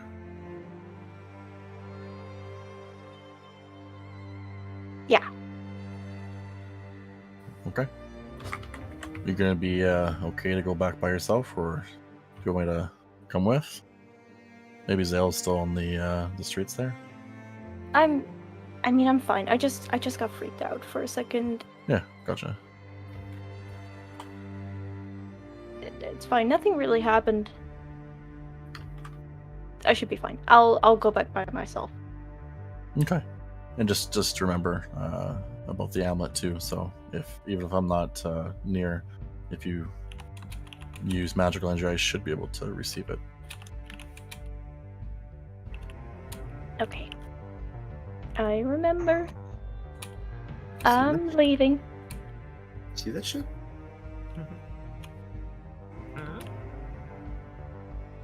None. You good? He's fucking losing it, bro. You fucking hiding your smile. I saw you hiding your smile. He's trying to gaslight me now. He's trying to gaslight me. I know what I saw Sensei. Who's he? I know what I saw. I'm just fucking with P right now.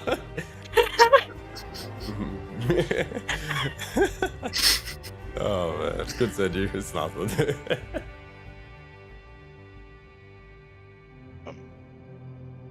As Creelan's in his room, he's going to be meditating and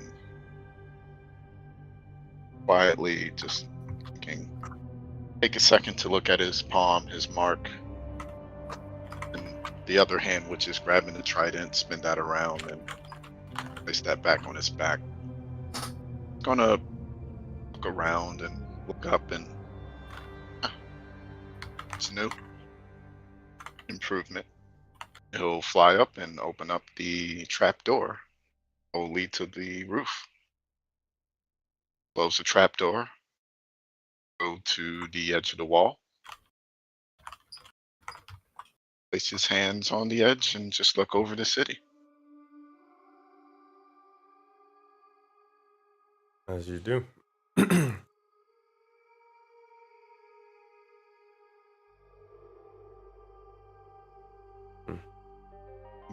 I'm actively looking for any movement now.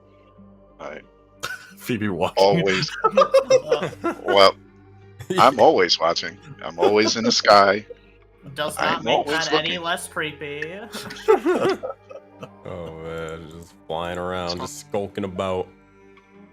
So, as you're doing, I'll let you know if you see anything. But Nova, you looking at this last thingy? Yeah, I'm gonna see what's new about it. Nothing new, but a little bit of changes, more so. You look over towards it, and you see as the bar itself, it's raised to about 75% of the first tick.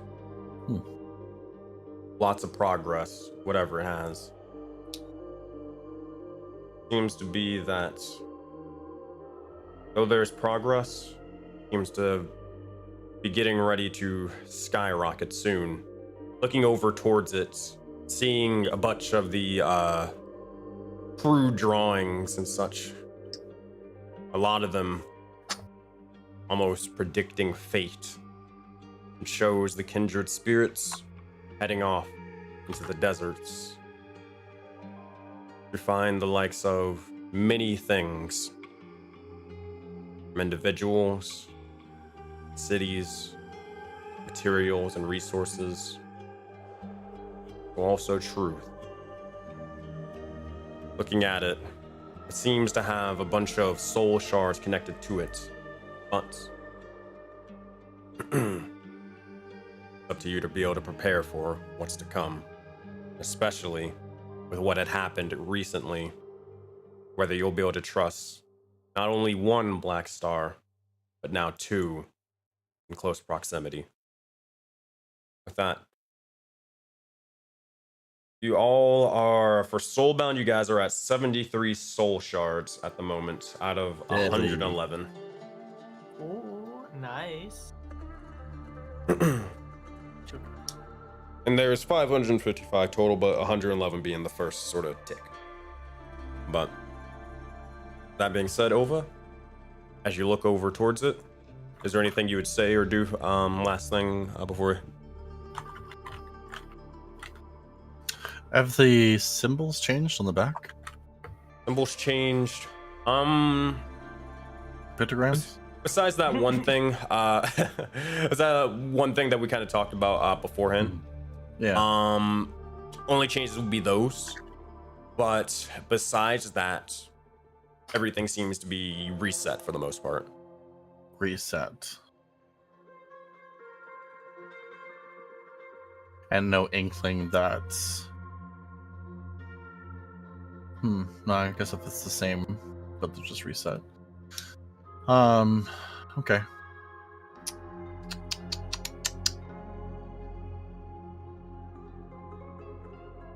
Yeah, I'm just gonna head to my room then, because I'm assuming that these shards have something to do with it. So You got it. So, Nova, as you begin to do so, you and Phoebe begin to head back to the likes of the square. Begin to head towards the likes of your rooms. And as you do, begin to continue on to the Forbidden Expanse. Back towards your home. But your visions begin to take you elsewhere. Towards another city. Towards another home. Towards another palace. You see, as we look into this scene for just a moment,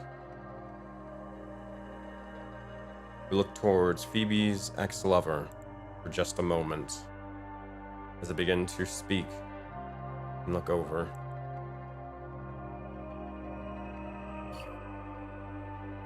You can reveal yourself now. There's no point in hiding anymore. You'll see as an individual, red dragonborn, such scar over their eye begins to loom over. What have you done? I do what is necessary.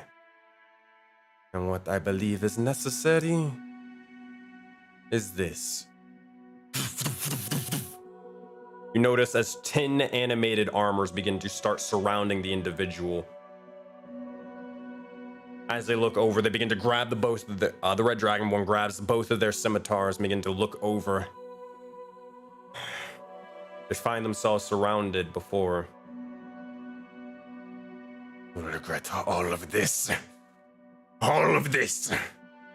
Before slowly dissipating into that of only grains of sand.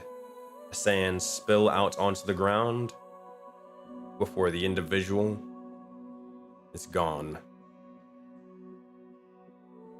As they do so,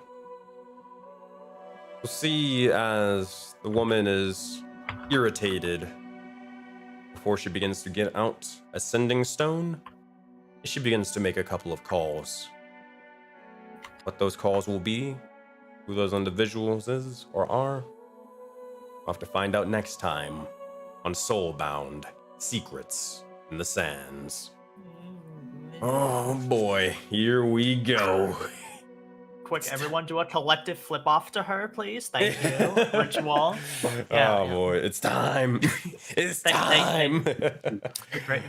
Very good. Oh Karen. boy. Very good. All right, I'm giving y'all. it the passion. All right, y'all. I gotta go. Thanks, monsters and all that stuff. I will be back. Give me like about 5-10ish minutes. So, yeah. If you got any questions for me, make sure to have them ready to go when I get back. All right. See y'all.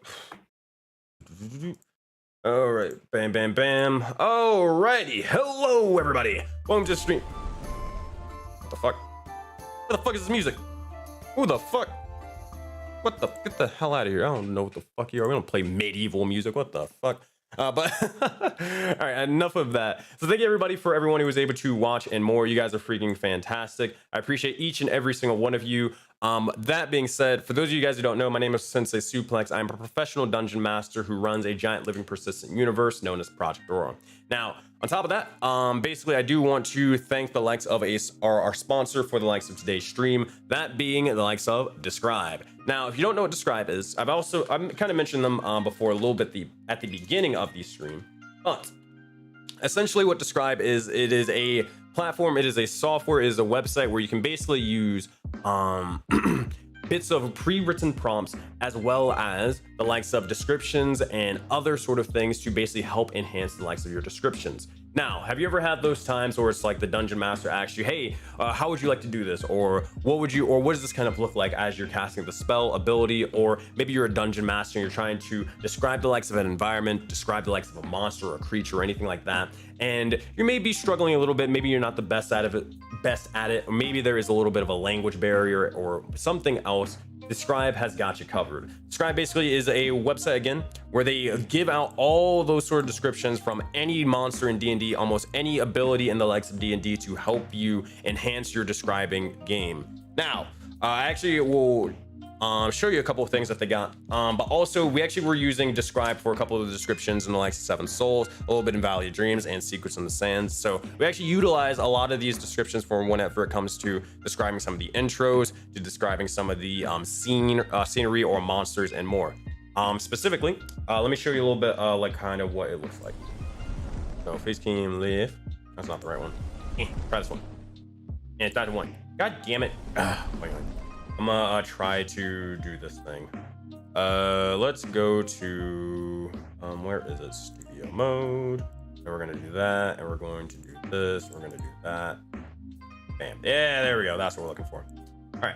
So let's head over to this thing for a second, and let me show you exactly what I'm talking about. So, for example, let's say you are on the website for Describe and more.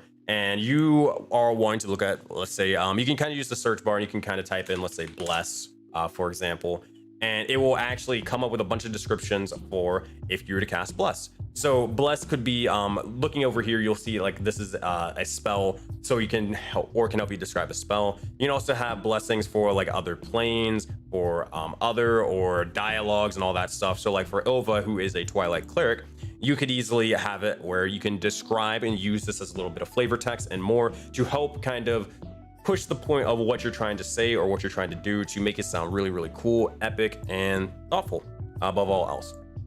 So you guys can see all these sort of things that they will help you out with the likes of your own D&D games. But I will say, even though you guys this is a service that you would have to pay for, we actually have a little bit of a deal where you only have, or typically the the lowest sort of tier for this or subscription like this would be actually $8. However, I actually have a promo code for each and every single one of you all, where you guys can actually get $5 off, and you only have to spend $3 off words are hard. You only have to spend $3 to essentially be able to get access to almost the entire library to really enhance the likes of your D&D game. So if you want to enhance the likes of your describing game, if you want to help out with the likes of either being a better player when it comes to descriptions, be a better dungeon master when it comes to laying out the scene and more, Describe is probably the place that you want to go to. Now again, links are in the description of the YouTube video, and also links are in the description links are in the Twitch side of things